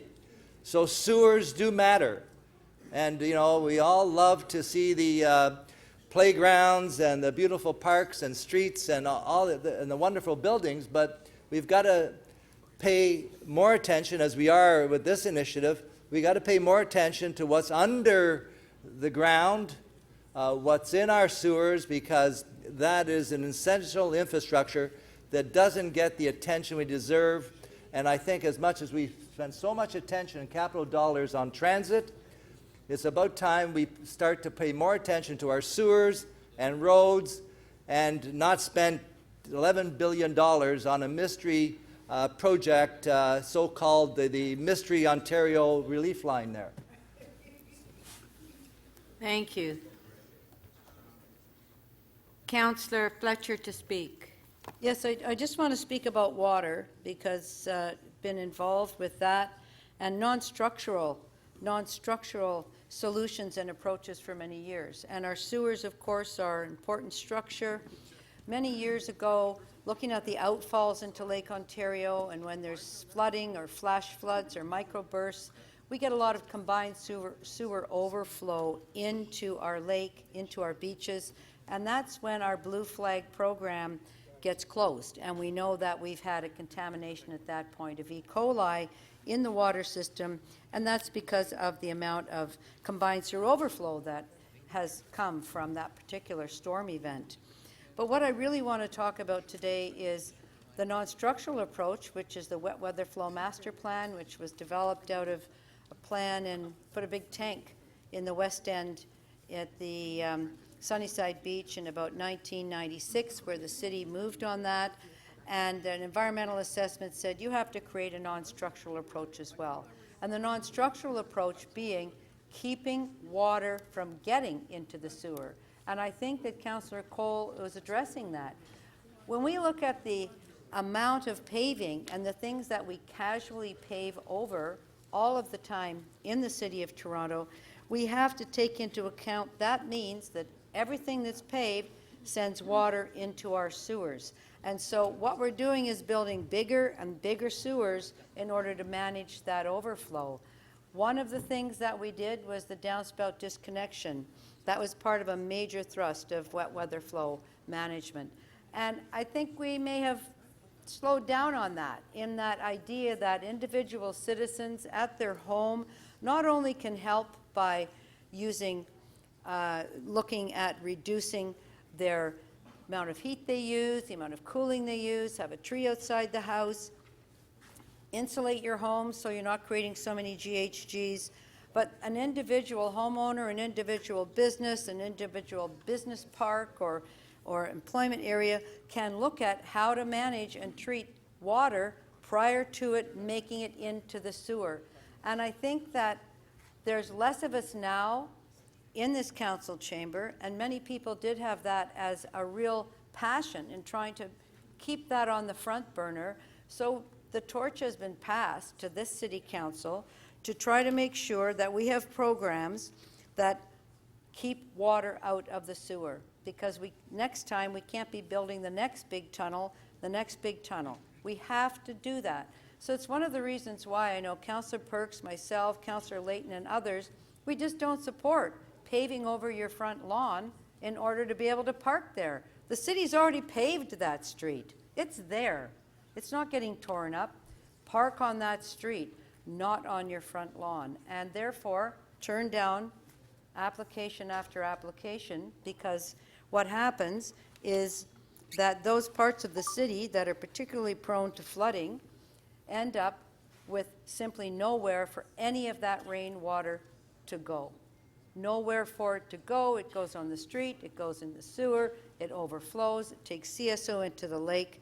And I support this approach, but I also support that non-structural approach that Dan Leckie and Councillor Corwin Kuczynski put together in 1996 and went through Metro, Wet Weather Flow Master Plan. We need to go back to those principles and apply them everywhere. So constituents aren't happy when they hear, well, I'm sorry, I don't support you paving your front yard, but it'll be green, but it'll be this, but it'll be that. Sorry, that's why a number of us feel so strongly, keep the water going into your grounds, because that keeps it out of our sewers. And looking as well for more and creative ways to do that in the City of Toronto. Thank you. Okay, that's Mayor Tory. Well, Madam Speaker, thank you. I'll just speak briefly, and I want to associate myself with the remarks of both Councillors Cole and Fletcher without getting into the kind of ward-by-ward aspect of this, but I think both some of the kinds of changes in personal behavior, if I can call it that Councillor Fletcher was referring to, are called for here, and I think sometimes it looks like we take our eye off the ball in terms of things we can do, not government, but individuals, to try and make a difference on this. I made this a priority item because I really feel that while it really is just giving us the authorization to advocate and to accept funding that will come from the federal government, and I'll come back to that, it's also important to keep the awareness on this issue. It was something that I felt sufficiently strongly about in another slightly different but very much related aspect that's been referred to by, I think, by Councillor Cole, that I have taken the initiative to ask our very capable staff led by Mr. DiGeronimo to try and speed up our efforts to invest, as we had planned on doing as a City Council, in 10 years instead of in 20 years, to be able to get to the stage in 10 years, in 2028, where we can say we no longer, even in the worst of pardon me, storms brought about by climate change, are dumping raw sewage into the lake. There really is no excuse for that in 2019, let alone 2028. And, you know, we can make the investments. We had the money set aside over a longer period of time in our capital budget, and I think with the leadership of our city staff can find ways to accelerate that investment and make sure that we can sooner get to the day where we are not doing this anymore. I have found that, as we all do, as you get out around the community, there's nothing like being out around the community where you actually see the lessons for yourself. I'll just recount two incidents that taught me something that I knew about, but until you get to somebody's front door, you don't know about it as well as you do after you've been to their front door. But I went out up into Midtown maybe a year and a half, 2 years ago, and ran into people there who said, well, the real problem, and it was being explained to me by the people who were doing the work on some of the basement flooding sewer projects at that time in Midtown, that part of the problem was we'd allowed over and over and over again for infill housing to be built, and much bigger housing than it was replacing, and had failed to make any changes or even take into account our responsibility to oversee changes in the course of that time. And so it stood to reason these houses that had a lot more bathrooms, had a lot more solid surfaces, were just bigger in nature, were going to contribute to a dramatically increased runoff, and that the sewer system in those neighborhoods just couldn't handle it, and then you ended up with the sewers backing up. And you know, you only have to talk to somebody once and hear them talk about how the fact they've made 3 or 4 insurance claims and then been told by their insurance companies, plural, they can't get any more insurance, to understand that when it costs thousands of dollars on each of these claims, that they no longer can have insured and ruins their stuff and causes them dislocation, that something is seriously wrong. The second instance, which the Speaker will know very well, is when I went out to her area after the flooding of, I guess it was just last summer. And, you know, it was inconceivable to me that you could see this big spillway there that was built in the 60s, I suppose, in the aftermath of Hurricane Hazel and all the investment that was made at that time. And there we looked down probably 10 or 12 feet from the top of it, and the morning after, 2 mornings after the storm, it was empty, a little trickle of water. It had been full to the brim and overflowing 2 days earlier, and of course that in turn as well led to basement flooding. This is the kind of project this program with the federal government is meant to address. And so I think by making it a priority item and by having it come forward here, it reemphasizes for us the need to do something we have done, which is to apply, because I'm constantly amazed at the number of federal programs where I hear from people in the federal government who I believe have been very good partners to this city in the last number of years, since I've been here anyway, that we just haven't applied, or we've applied for less than we might expect to receive because of the size of our city. And then, of course, there's the need to promote and to advocate to the MPs and to others to make sure that our projects, hopefully if they pass muster, actually get approved. I think it's important for us to create awareness of all these issues. Again, back to the points that were being made by Councillor Fletcher, I don't think people understand that, you know, and I'm sort of with them, those who were referred to, I think Councillor Perks as well, with respect to front lawn parking pads. I get the fact that people say they should think they should be able to use their property as they see fit, but not when it is going to have an absolutely deleterious effect on the public interest, which I think it's arguable that can be the case here. And we've got to create awareness of the fact that personal behavior, some of the rules we have in place are there for a very good reason. Finally, I just want to say that this is a great example, as I said in my remarks introducing the Executive Committee report, of governments working together. This is a good program brought in by the federal government. We've applied, we've received money. This is to authorize us to receive more. And I just want the members of council to know that in my meetings with the other party leaders, Mr. Singh, Mr.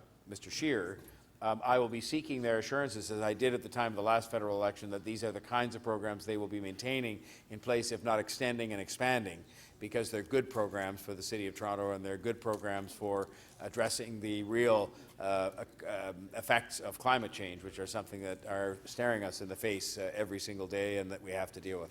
Thank you, Speaker. Thank you. Okay, if we can put Councillor Pasternak's motion on the screen. Okay, on the amendment, recorded vote.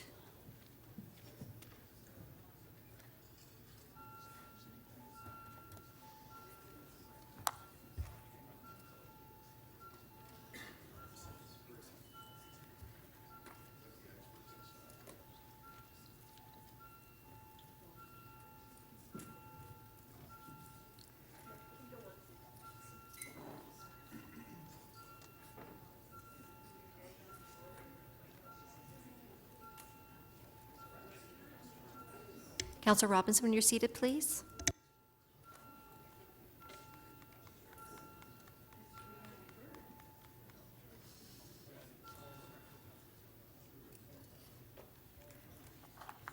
The amendment carries 19-4. Thank you. Item as amended.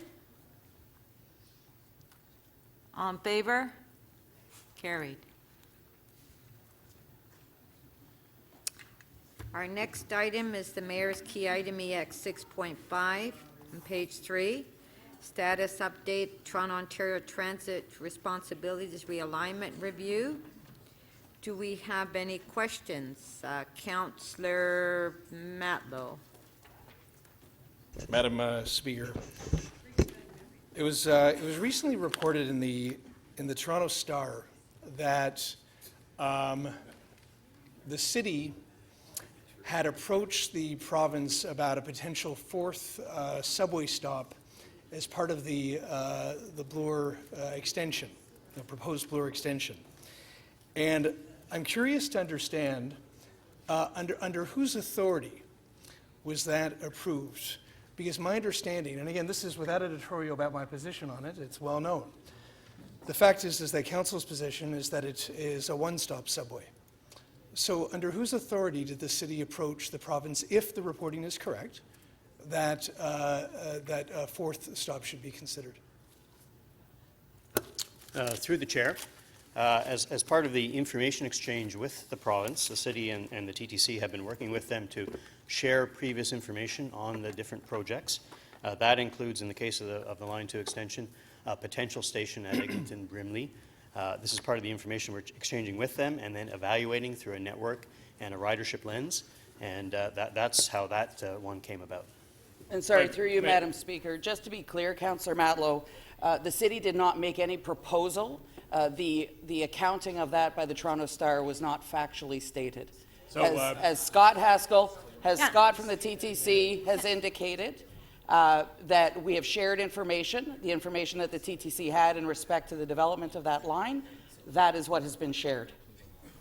What I still don't understand, though, is when those of us who still wished for the LRT to be considered, that there be a cost-benefit analysis to be considered, it was told to us by city staff that they had been specifically directed by council that they could not consider anything other than what council directed them to do, which is to go and build a one-stop subway. With that understanding, how is it that city staff, even approached the consideration of anything other than a one-stop subway? So through you, Madam Speaker, we did not approach the subject of anything other than that. What we have engaged in is an information sharing with Metrolinx and Infrastructure Ontario under the terms of reference and the discussions that we're having in respect to subway writ large. So what is your difference? What are you refuting that the Toronto Star reported? What are you saying is, in your view, untrue about what the Star reported? Through you, Madam Speaker, just the characterization, Councillor Matlow, that the city made a proposal, that is not factually correct. It's just the characterization of it, I think, could have been done a bit better. Okay, I'll ask more questions offline about that, but thank you. Of all the different questions that council approved to ask of the province, could we hear how many answers have we received? So through you, Madam Speaker, the 61 questions that were brought forward to council through that report and endorsed, we are getting to answers through the course of the workshops that we are holding with Metrolinx and Infrastructure Ontario. But at this point, Councillor, please allow the staff to finish. we're having a conversation. Yeah. Sorry. No, this is a question. You're to ask questions, not to... Madam Speaker, I did. Through you, Madam Speaker, we are working in workshops with Metrolinx and Infrastructure Ontario on the information that we have through the course of those workshops, and over time we will get to a point where we understand what the proposal is, and those questions, which were very technical in nature, will come to bear through that.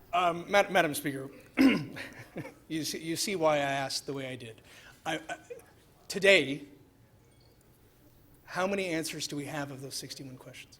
Through you, Madam Speaker, I would not be able to, Councillor Matlow, give you chapter and verse, question 1, question 5, question 6. What we are doing is working through an information exchange on the two lines in particular, the province's proposed Ontario line and the Line 2 East extension. Is it true that, so you can't tell me, is it true that the province have asked questions such as they want to have access to driver manuals of some of our vehicles?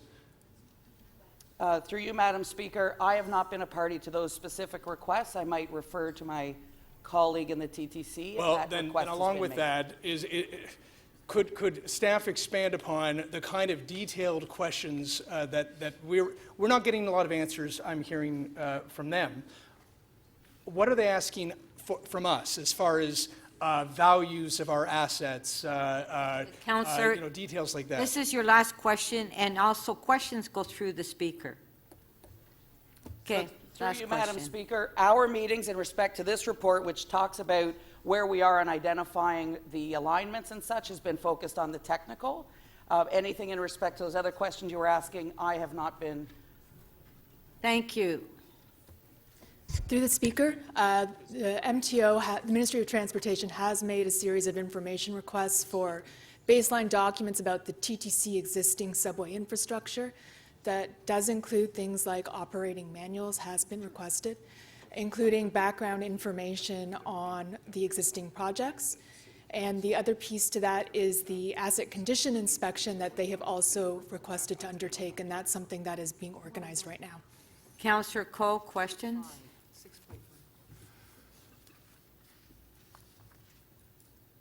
Councillor Coe. Yeah, thank you, Madam Speaker. Just a couple of things. I'm very interested in the future of the relief line, since every morning thousands of people are jammed into the Young Eglinton Centre. So I'd like to ask a question of staff, city manager, anybody. What is the name or the technology in the mystery line? The relief. What is the? Have they released that secret information to us? The Ontario one. What's the technology? Is it maglev? Is it submarines? What is it that's going to be in the relief line? Through you, Madam Chair. The specific technology has not been identified, but I can give you some characteristics that are very similar to that of which the TTC was proposing. We know that their system has automatic train control, would have platform edge doors, as well as looking at automation. So there's a lot of similarities, other than their system appears to be a little smaller. But as for specifics on technology, we do not have that at this time. No, but I mean, they've got to, I can't believe it. They haven't told you, is it maglev? Is it the new cars that they're using in Vancouver? Why won't they tell you simply the kinds of trains? Because that has an effect on the platform levels. It has an effect on the management, the repair and maintenance stations we have to build. What is the technology? Why are they keeping this a secret? Through the chair, Metrolinx has not specifically told us what type of technology, but we do know that they are talking about a automated light rail or an advanced light rail operation with rail trains running similar to what we have today, perhaps somewhat narrower and perhaps somewhat shorter, but fundamentally a rail transit service as we would have conceived of ourselves. Yeah, but still, I don't understand. Is it what the M5 cars, what do they call the ones in Vancouver? What was it? Various types, SkyTrain Mark III cars in Vancouver. Yeah, so have you asked them if that's what the mystery line is going to be made of? They have, through the chair, they have been pretty clear that they have not decided on the specific manufacturer or the specific model of train. We presume that they would leave that up to the proponent of the line to develop. They want to keep it apparently fairly open to meet a general performance specifications. It would be a rail system, the exact details of which I don't think they know and we do not know.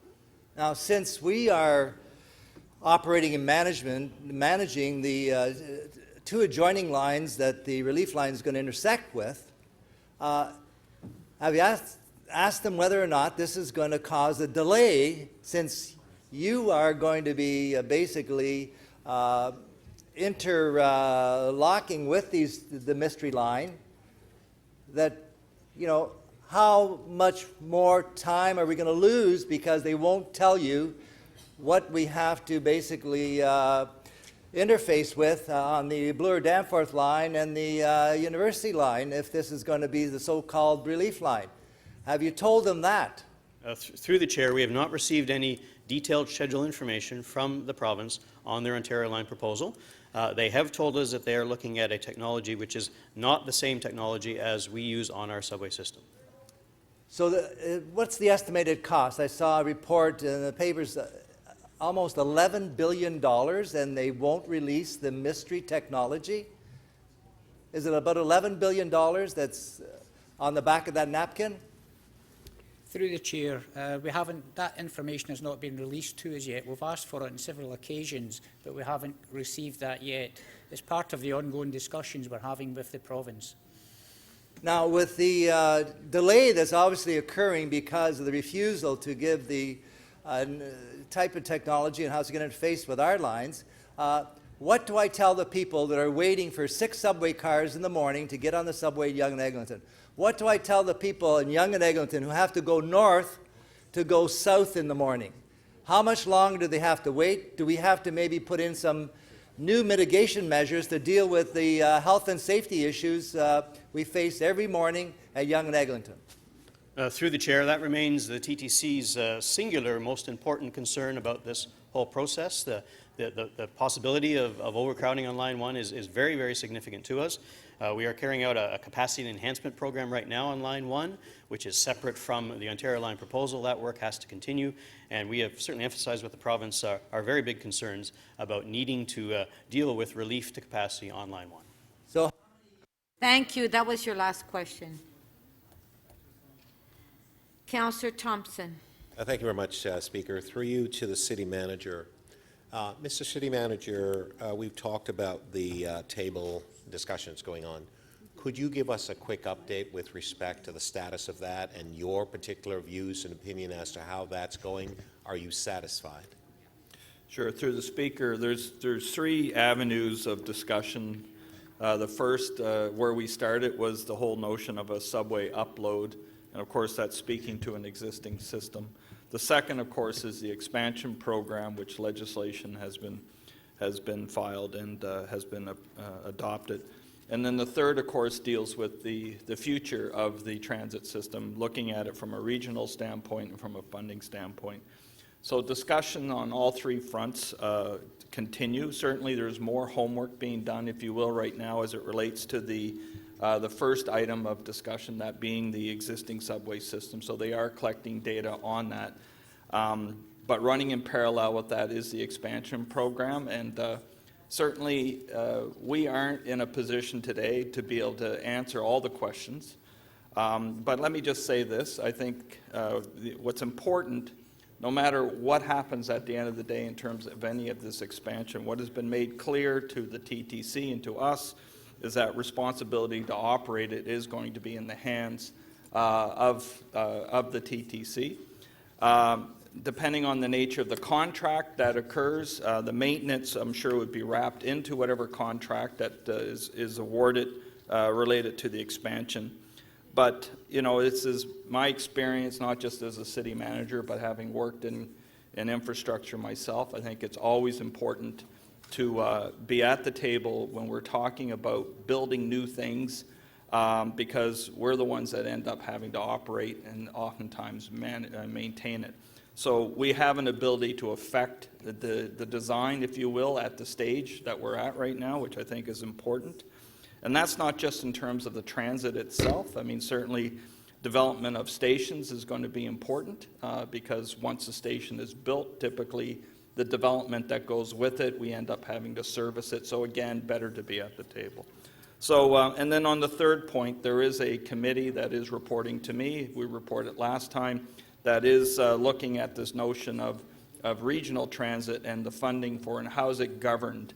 And so we'll have that information. So, you know, to this point in time, you know, we still are working through details and getting, you know, some of the answers, and we expect in time to have more answers for you. Okay, thank you for that answer.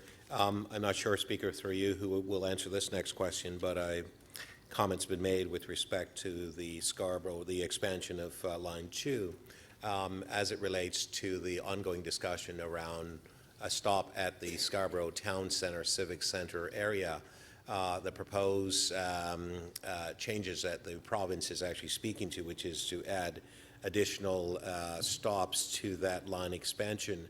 I'm just wondering, as part of the process, the changes that are being suggested, is it possible that we will see a tandem approach where the ongoing work that's being done with respect to the extension of the current one stop and the proposal of having the additional stops, could that be done simultaneously so that the work that's being done continues, and the additional work that needs to be done can also continue, and it would parallelly come to a decision in order to allow that there isn't a delay. Through the Speaker, that's one of the options we're actually looking at just now to see what we can do and when we can actually do that. We haven't actually come down on any solution at this point in time, but it's one of the things we are looking at, how much of the existing work can be carried forward into the new design and how the overall schedule is affected by that. Right. And so just as an additional question, Speaker, through you, I have not been made aware, being the councillor in the Brimley-Eglinton area, that there was a proposal for a stop at that location at any point in time. We had talked years ago about potentially roughing something in, but I'm new information, I guess, from the Toronto Star that there is a proposal or a plan. Could you help us to understand, or could you clarify that situation for us, please? Through the chair, in the work that was done in 2014, 2015 at a staff level, there was a number of investigations into different stop locations. Yeah. One of those included Brimley and Eglinton because it was an obvious place where there's lots of transit connections. It was worth looking at from a staff level, and that's the information that we have shared with the province since they've announced their project. Thank you. Councillor Perks, questions? Thank you very much, Speaker. First, to Deputy City Manager Cook. We've had some conversations about these sort of issue tables that have evolved instead of, so they're not answering our questions 1 through 61, but rather we're talking in themed tables to try to get answers. So through you, Madam Speaker, the workshops that have been having, we've been having, Councillor Perks, is in respect to the alignment opportunities for the Ontario line primarily. For the Ontario line primarily. Okay. In terms of that, would you characterize it as Toronto City staff go in and say, what do you mean in terms of the Ontario line, and we get a whole lot of information? Or would you characterize it as the provincial staff say, we have a notion, we would like Toronto City staff to tell us how to develop that notion? So through you, Madam Speaker, certainly the expertise of the TTC in the city comes to bear in these workshops, and the depth of information that they have in the work that they've done is shared. From the provincial side, we've seen high-level consultants work, so it's a sharing of information, but certainly the expertise and the experience lies with the TTC in the city. So, I don't want to push you too far here, but would it be fair to characterize it that this council approved a request that we get 61 questions answered, and in as much as they have to do with the Ontario line, the province is asking us to answer those questions for them? Through you, Madam Speaker, I would characterize it as a sharing of information across multiple agencies, all with the best interest of ensuring that the public is served to our best ability with transit. As we drive down to what those potential alignments and the projects look like going forward, we will come to bear in answering the technical questions that were asked. I feel like I've been taken for a walk in the woods. In terms of these various conversations, and I don't know who should answer it, I recall that there was a document the province sent to us saying that Toronto City staff participating in conversations where information that would fall under the requirements of secrecy because it was advice to Cabinet would not be shared publicly. Does that principle apply to any of these conversations that are going on now? In other words, are you getting documents, or city staff or TTC getting documents from the province that you are unable to share with us in public session here at Council now?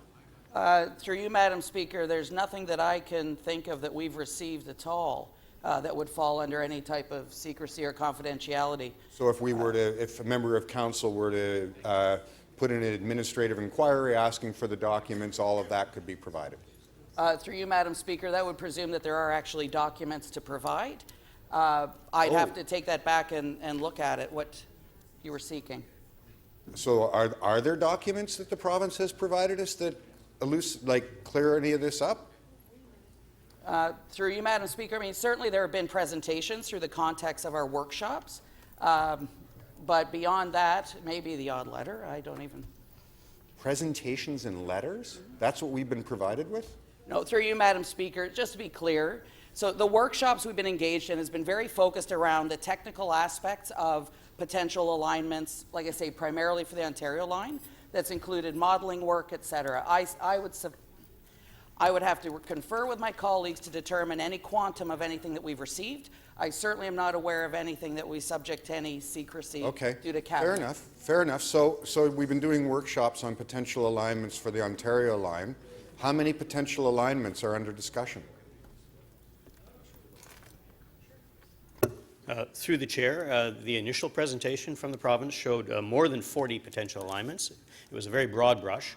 And since then, work has narrowed that down to only a handful of possible alignments, but that work has not yet been completed. So by handful, 1 or 2, 3 or 4, 6 or 7? About 4 for the Ontario line in 3 different areas of the alignment. Right, 3 different segments. So, okay.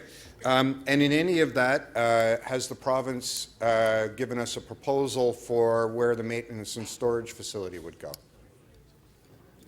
Through the chair, they have acknowledged that there would need to be a maintenance and storage facility, and they have indicated that a likely location for that would be in the Leaside commercial area. The Leaside commercial area. Okay. One of the directions that we gave, I believe it was 2 council meetings ago, was that city staff prepare for us and bring in time for the preparation of the 2019 budget, a report on what all of this would cost the City of Toronto. Do we have that information yet? Through you, Madam Speaker, I would say no, we do not, sir. Thank you. That was your last question. Councillor Robinson. Thank you, Madam Speaker. I have 4 or 5 quick questions. Is there any concern that the relief line won't be expanded before the Yonge Line North? Because Council's clearly sent a strong message that that needs to be prioritized. Through the chair, the province in its own budget announcement said that the Line 1 extension would not open until after the Ontario line. City Council, of course, gave clear direction to that. All of the early modeling work that has taken place suggests that it must happen that way. We cannot have the Line 1 extension open before sufficient relief has been provided, and so we believe that still remains a very, very important concern and is being considered. Thank you. Ontario line. The proposed Ontario line, I'm concerned about capacity targets for this line given some of the discussion around the technology and size. So is this going to meet the capacity requirements that we had really laid out in our plans? Through the chair, we do not know the exact answer to that because we have not seen the full proposal, nor do we have a full understanding of the size of train they're talking about. The modeling work that is going on between the city and Metrolinx and the TTC is intended to identify how many people would ride on the relief line, the Ontario line, and how much relief that would provide to Line 1.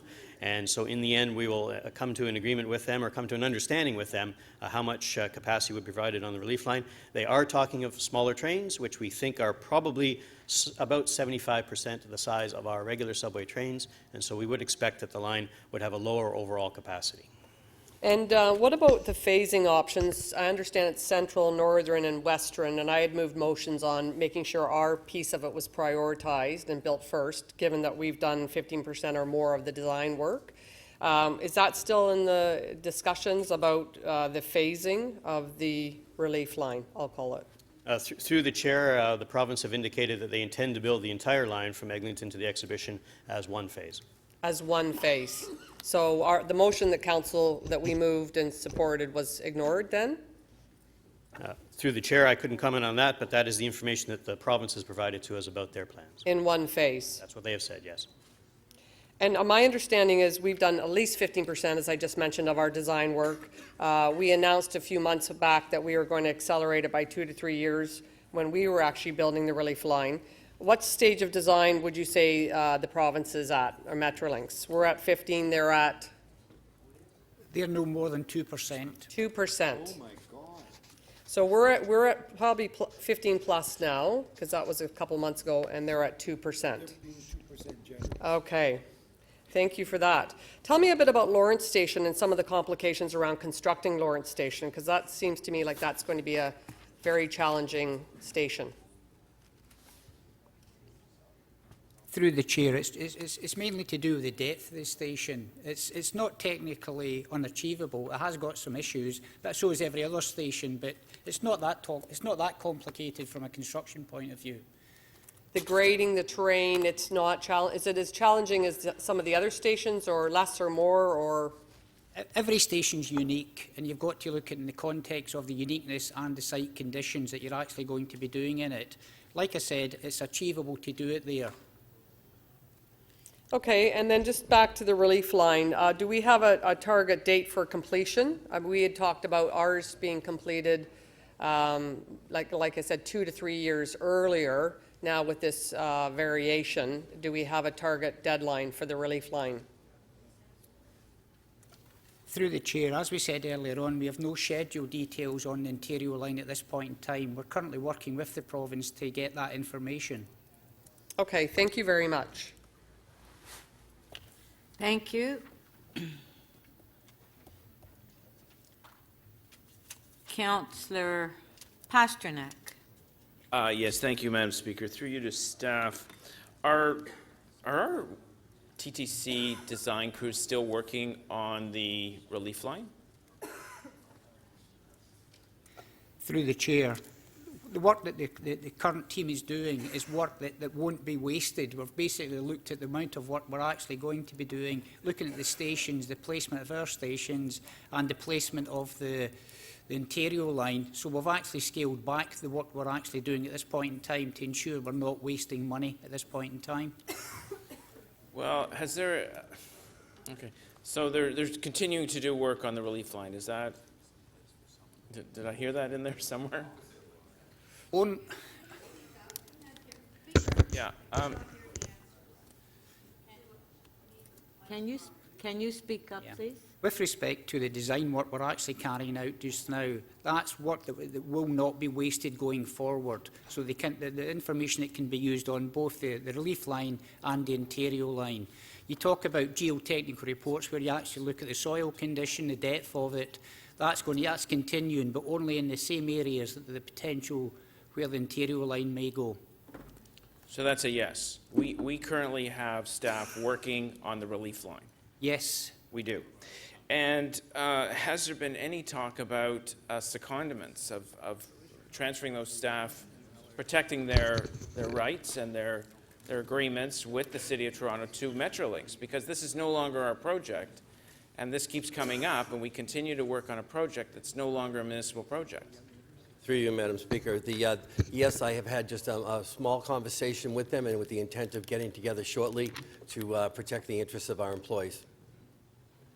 All right, well, I mean, if my memory's correct, when we agreed to go from an LRT to a subway for the Bloor Line extension, Metrolinx was not shy about asking for $85 million in work done to date. Will we be asking for any compensation for work done to date? Through you, Madam Speaker, yes, we will be asking for that. And you'll keep council informed of how those discussions are going?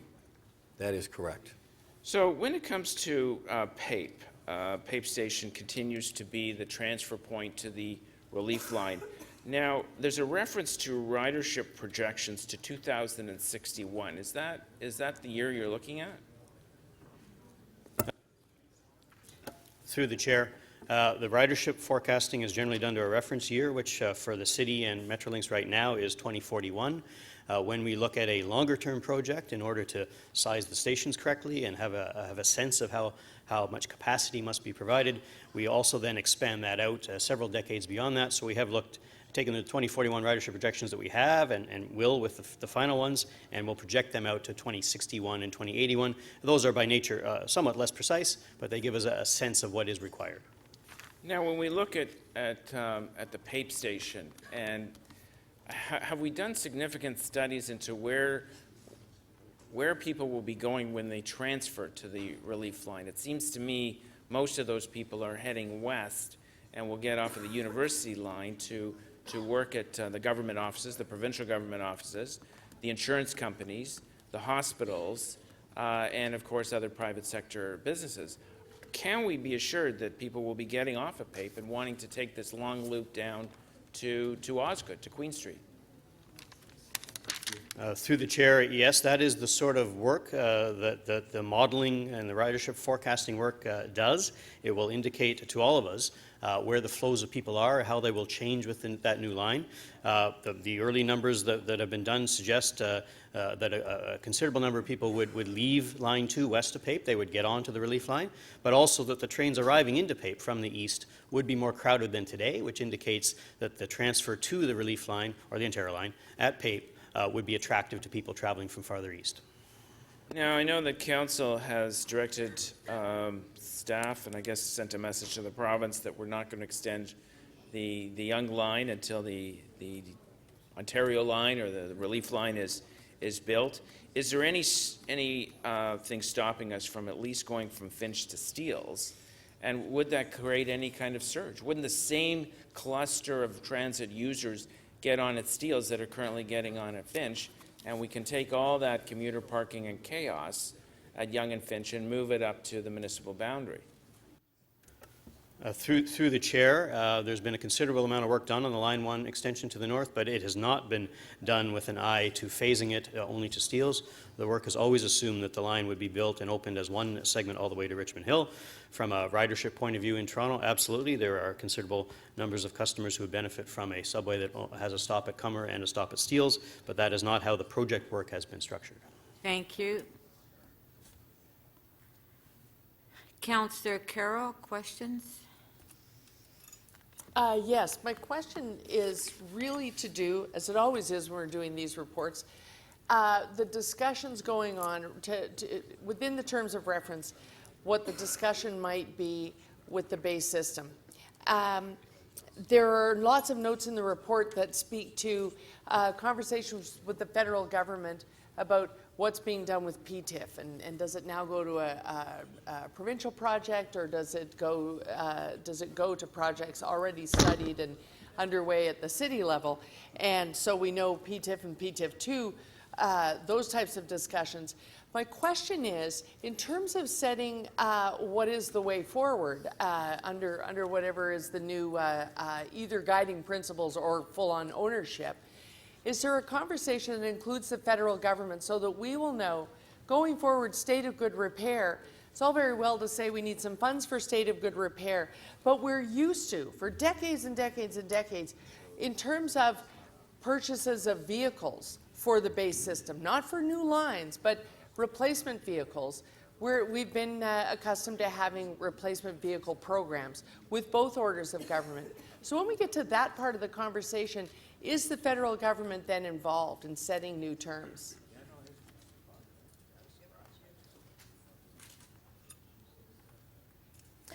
Through the Speaker, the need for ongoing funding for the existing TTC state of good repair is something that is a subject of the conversation with both the province through the terms of reference table, but is also something that we actively have conversation with the federal government through a number of different channels.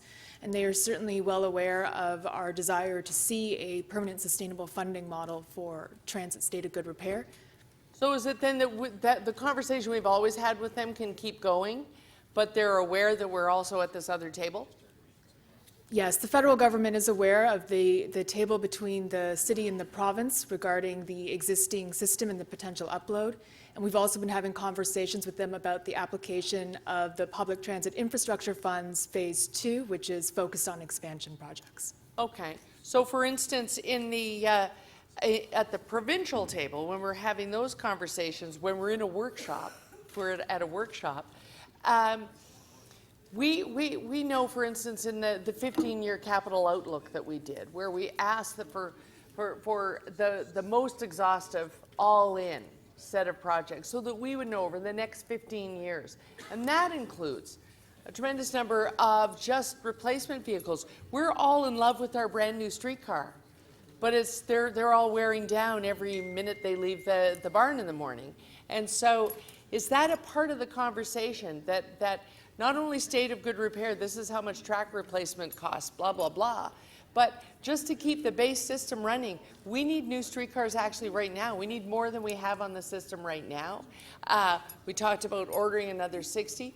Are those conversations about new vehicles, either for replacement or for ridership growth, on the system that's owned today, not the sexy new lines that the Premier wants to build, but the vehicles that are needed right now in the base system, are those a part of the workshop?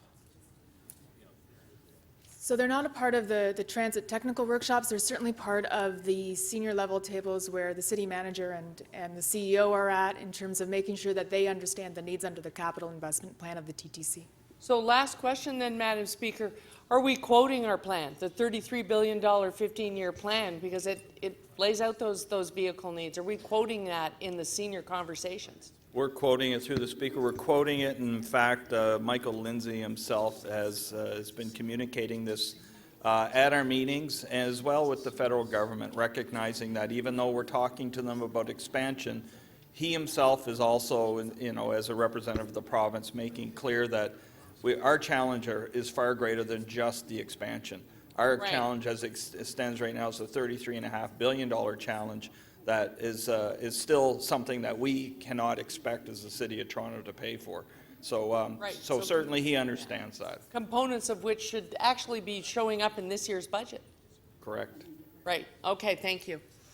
Thank you. Councillor Fillion. Thank you. Questions of TTC staff. Do we, at this point, do we know the locations of the stops for the so-called Ontario line? Through the chair, no, we do not know definitively, although they have indicated to us that they're coming close to picking a representative alignment. Can you elaborate on that, what that means? Through the chair, that would appear to be an alignment which they will take forward in an initial business case that they will look at in more detail with input from the city and the TTC. So we don't know the locations, we don't know the technology. What other major components do we not know? So through the chair, we do know the rough alignment that they're speaking about. That is the map that's reproduced in your report, and that also indicates the station locations. The station locations between Pape and downtown are generally the same as we had all been planning for the relief line. As for other information we don't know cost and we don't know timing for their project. So are we able, we know what they've said the timing is. Would it be fair to say that we're extremely skeptical that that timing is achievable? Through the chair, we can't offer a comment on that because we actually haven't seen their schedule or their cost information. Okay, and is that because they don't have it or they're not sharing it? Through the chair, we have asked them for that information and they have not provided it. I couldn't say whether they actually have it and haven't provided it. Don't know. So given all of that, are we able to, at what point will we be able to do a reasonable guesstimate on how long it would take to build that line? Through the chair, we are working to understand their proposal better, and we are working to evaluate what they're suggesting, and that work going on between the city and TTC staff will continue over the next few weeks and months. And at some point later in the summer or early in the fall, we should be able to come back to council and give a recommendation or an opinion on their proposals in detail. That's the best we can do at this point. And in contrast to that, with the Line 1 heading north, would it be fair to say that there's that project is considerably advanced beyond the Ontario line? Through the chair, all of the work going on the Line 1 extension has essentially continued unchanged from before the provincial announcement. The stations, the alignment, and the length of the line have not been changed, so the work is essentially continuing the way it was before. And the same question Councillor Pasternak asked about our staff working on a project, except this time on the Line 1 extension. Do we have city staff, TTC staff, actively engaged in the Line 1 extension? Through the chair, yes. We're continuing to work on the Line 1 extension with all parties, including Metrolinx. And the same question Councillor Pasternak had, why, if that's going to be a provincial project and we are extremely hurting financially, largely as a result of the province, why would we be doing their work for them at our cost? Through the chair, that project has not changed in any shape or form. And that project's currently being funded partly by the province as we speak at this point in time. So is the province paying for our participation in the, is the province paying for our work, or are we on the hook for our staff that are working on that project? There's currently no city funding towards the Young Subway Extension project. It is partly funded between the York Region Public Transit Infrastructure Fund allocation and the province of Ontario. TTC staff costs are invoiced to that project. Okay, thank you. And a question of the city manager, and I see I don't have much time left, but you're well aware of our concern that it would appear that the Ontario line may get seriously bogged down, and whereas the Line 1 North may not, which could lead to, if we don't take any action, despite all assurances, Line 1 being open first and causing a very significant problem for the city. What can we do about that? Through the Speaker, I think you will call, Councillor, that you had asked us whether or not we had, in effect, a Plan B. What would we do in the event that someone, in this case the province, goes fundamentally against the direction of council, fundamentally against their own language and their own budget? So that's something I have certainly am working with our city solicitor on. There's a host of things that we can certainly do as we can with development that will certainly frustrate any activity that the province would want to engage in, should they want to build that ahead of and open it up ahead of other relief that we need in the system. So just so as we're dead clear, if they were to do that, it exacerbates the health and safety problem which we've already identified. They would be adding more congestion to an already congested system. Thank you. That was your last question. You were 6 minutes. Councillor Fletcher.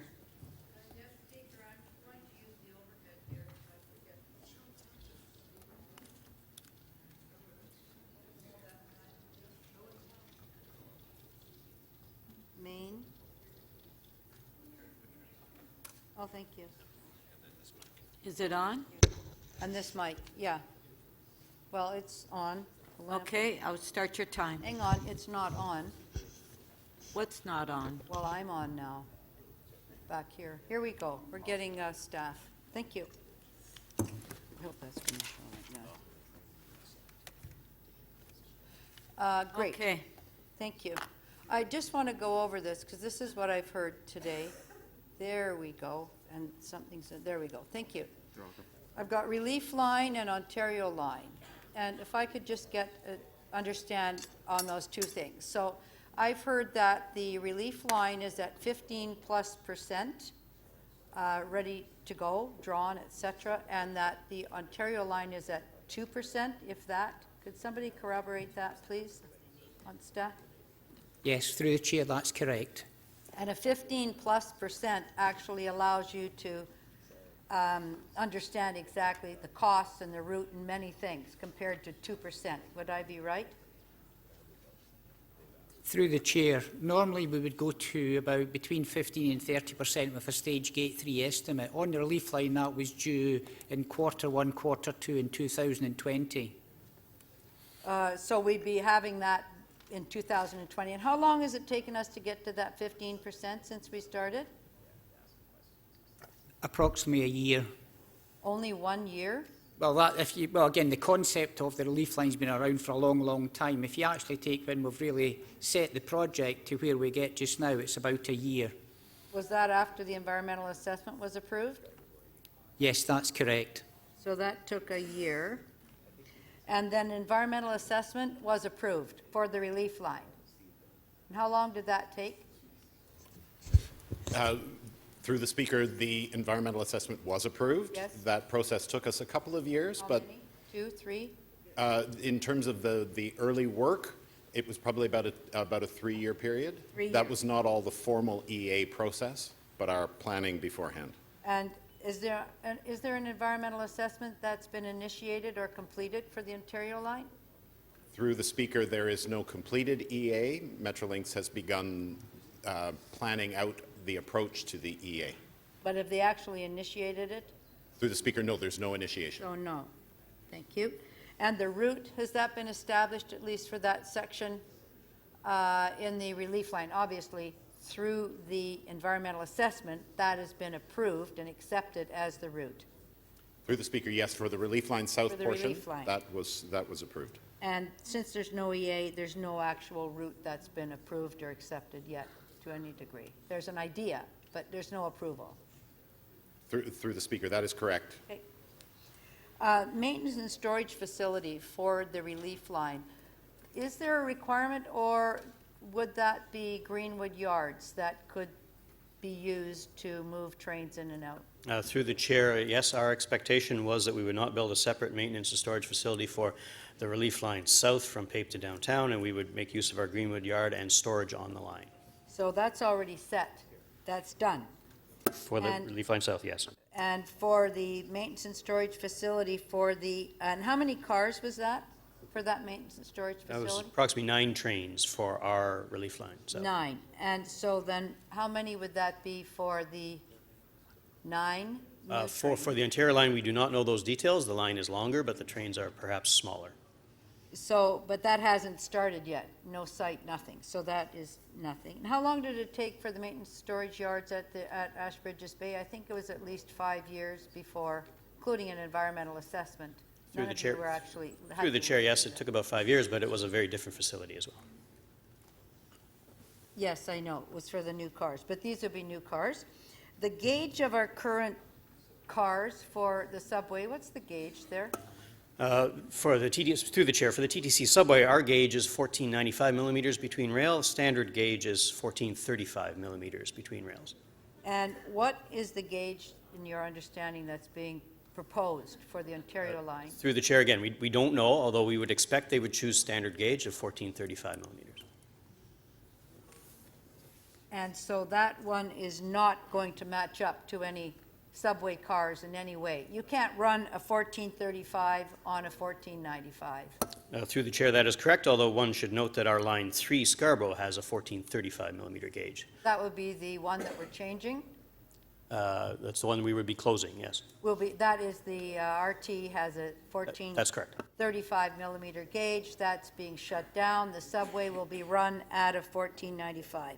That's And then for property takings, of which we know something about, for the relief line, the property takings have been determined as to, relief line south anyway, whose property is going to be impacted, encroachments, actually taking the entire property.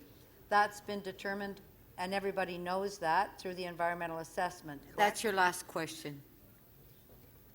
Through the Speaker, we have provided notice in the EA to properties that may be affected, although the design work that has been going on can impact the exact details of any property But taking. nothing for the Ontario line. Thank you, Councillor Fletcher. That was your last Thank question. you very much. Thank you. Councillor Cressy? Thank you, Speaker. I'm going to pick up on some of the questions from Councillor Fletcher and Councillor Pasternak.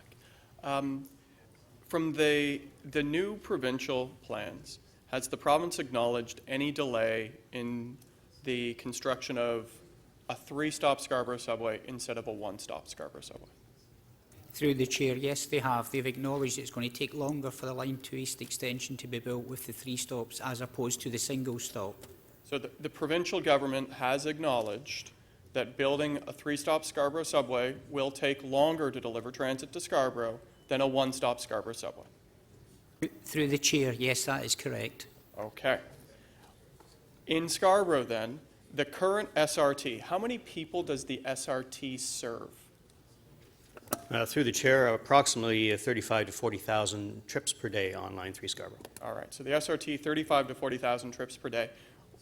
Based on what we know now, when is the end of life, and when is the span for the SRT? Through you, Madam Chair, 2026 is the current end of life. We are initiating a consultant review right now to see what we can get to get to 2026, as well as look beyond. So in 2026, the 35 to 40,000 daily trips in Scarborough, we don't have, What's the plan for those trips? Let me rephrase. When would the one-stop Scarborough subway have been completed?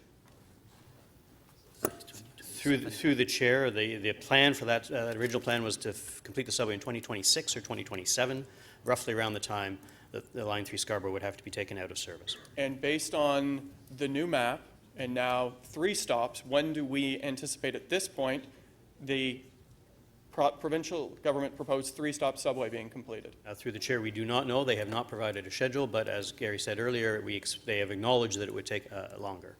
So the one stop was going to be completed in 2026 or 27. The provincial government has acknowledged that the 3-stop will take longer.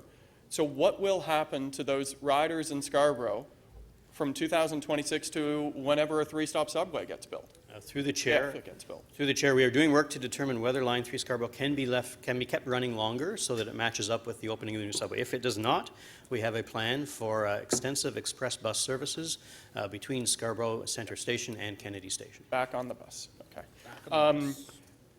Has the province acknowledged any delay in the shift from the DRL to the Ontario line? Councillor Fletcher just took us through a detailed chart of 2%, 15% design and the gauges and all the rest. Has the provincial government acknowledged that this will cause a delay? Through the chair, we're still waiting on the schedule from the province. We haven't seen it yet, so we cannot actually comment until we actually see their schedule. But from your professional expertise, if we are at 15% design for the DRL and they are at 2% design for the Ontario line, is it conceivable that this would be somehow faster to build? At this point in time, I can't comment on that. I really do need to see the schedule to see how they're actually going to build it. So they haven't told us, they don't know. We haven't seen the schedule at this point in time. Okay. Councillor Pasternak was asking about our work. So prior to the provincial announcement, work was underway for the DRL and the one-stop subway, correct? Yes, that's correct. Since the provincial announcement, has our work slowed down on those 2 fronts? As previously stated, yes, we have slowed that work down. All right. Thanks. Thank you. Councillor Bradford. Thanks very much. Through the chair, to the city manager, in previous reports on the upload, we had asked the provincial government to pay and reimburse the city of Toronto for the cost of the work done to date on planning the lines. Can you update us on whether this negotiation has progressed at all? Through the Speaker, I have nothing more to report today, but it has remained a topic of discussion at the table that I sit at. Okay. At the beginning of the year, the city took 3 steps to speed up the delivery of the relief line by 2 years. What is the status of those measures to accelerate the relief line delivery? Maybe that's a TTC. Yeah, I would. Yeah, through the chair, that's actually on hold just now as we work with the province to look at the Ontario line. At what point did we put those measures on hold? Was it when they came forward that morning with the Ontario line announcement? It was a phased approach, and still is a phased approach as we look at as we look at their design and what level of design that we can incorporate, that we have carried out on the relief line, can be incorporated into that design going forward. So let's talk about the design. The report outlines the central section of the proposed Ontario line from Queen to Pape is mostly the same as the original relief line proposal. Have there been any discussions to plan the Ontario line in a way that would allow construction on this portion to actually move forward so that not everything is sequential, but we're actually overlapping the work wherever possible? Through the chair, no, we have not got into any of that detail with them yet. At what point would you start to have those discussions? Is now the time for that? Is that after they complete an EA? Is that down the road? Through the chair, there would have to be an alignment first and then a procurement strategy. And so that really is a question that would have to be directed to the province. Question for the province, okay. How are the discussions we're having with the TTC upload intersecting with the negotiations that we're currently having on Bill 108? In particular, how are we planning for development around these new transit stations? Through the Speaker, The province is looking at, in these new lines, a market-driven approach as well, similar to what they're doing around the GO station areas. We don't have details on the sorts of developments that they're considering. And certainly we are thinking through or aware of the changes in the planning regime coming under Bill 108 and what that will mean in terms of the opportunities for the city to influence those. We still expect to have a role in shaping any development that happens around the new stations on these lines or GO stations.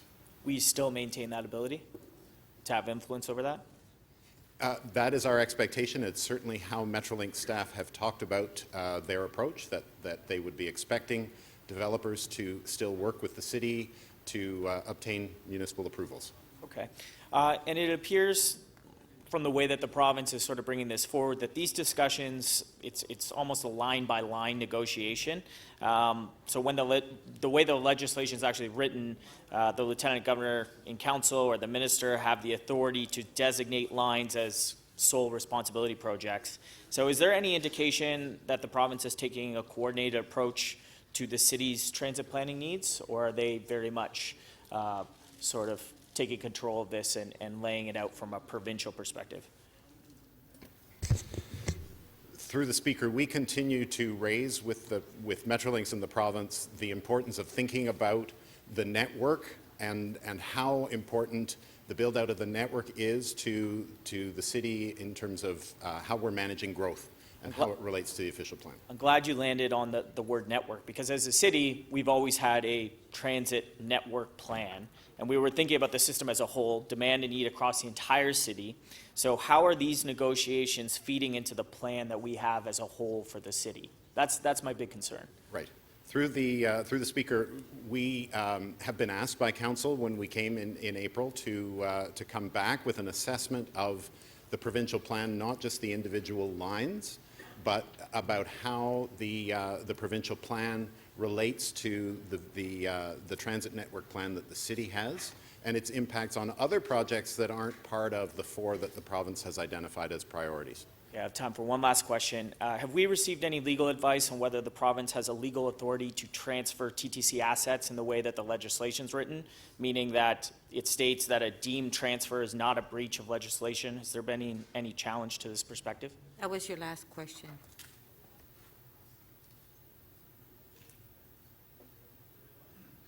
Did anybody hear that question?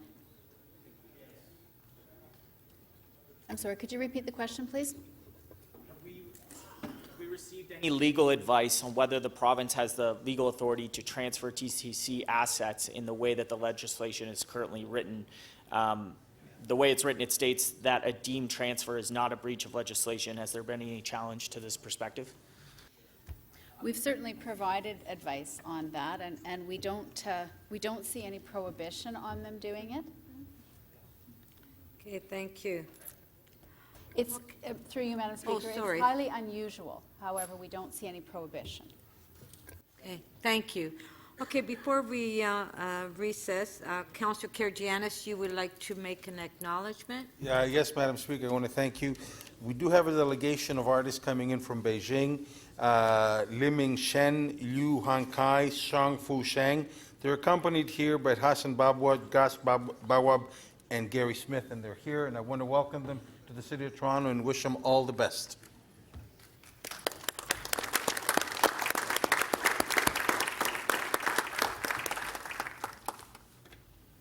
Thank you. So we're recessed to 2 o'clock.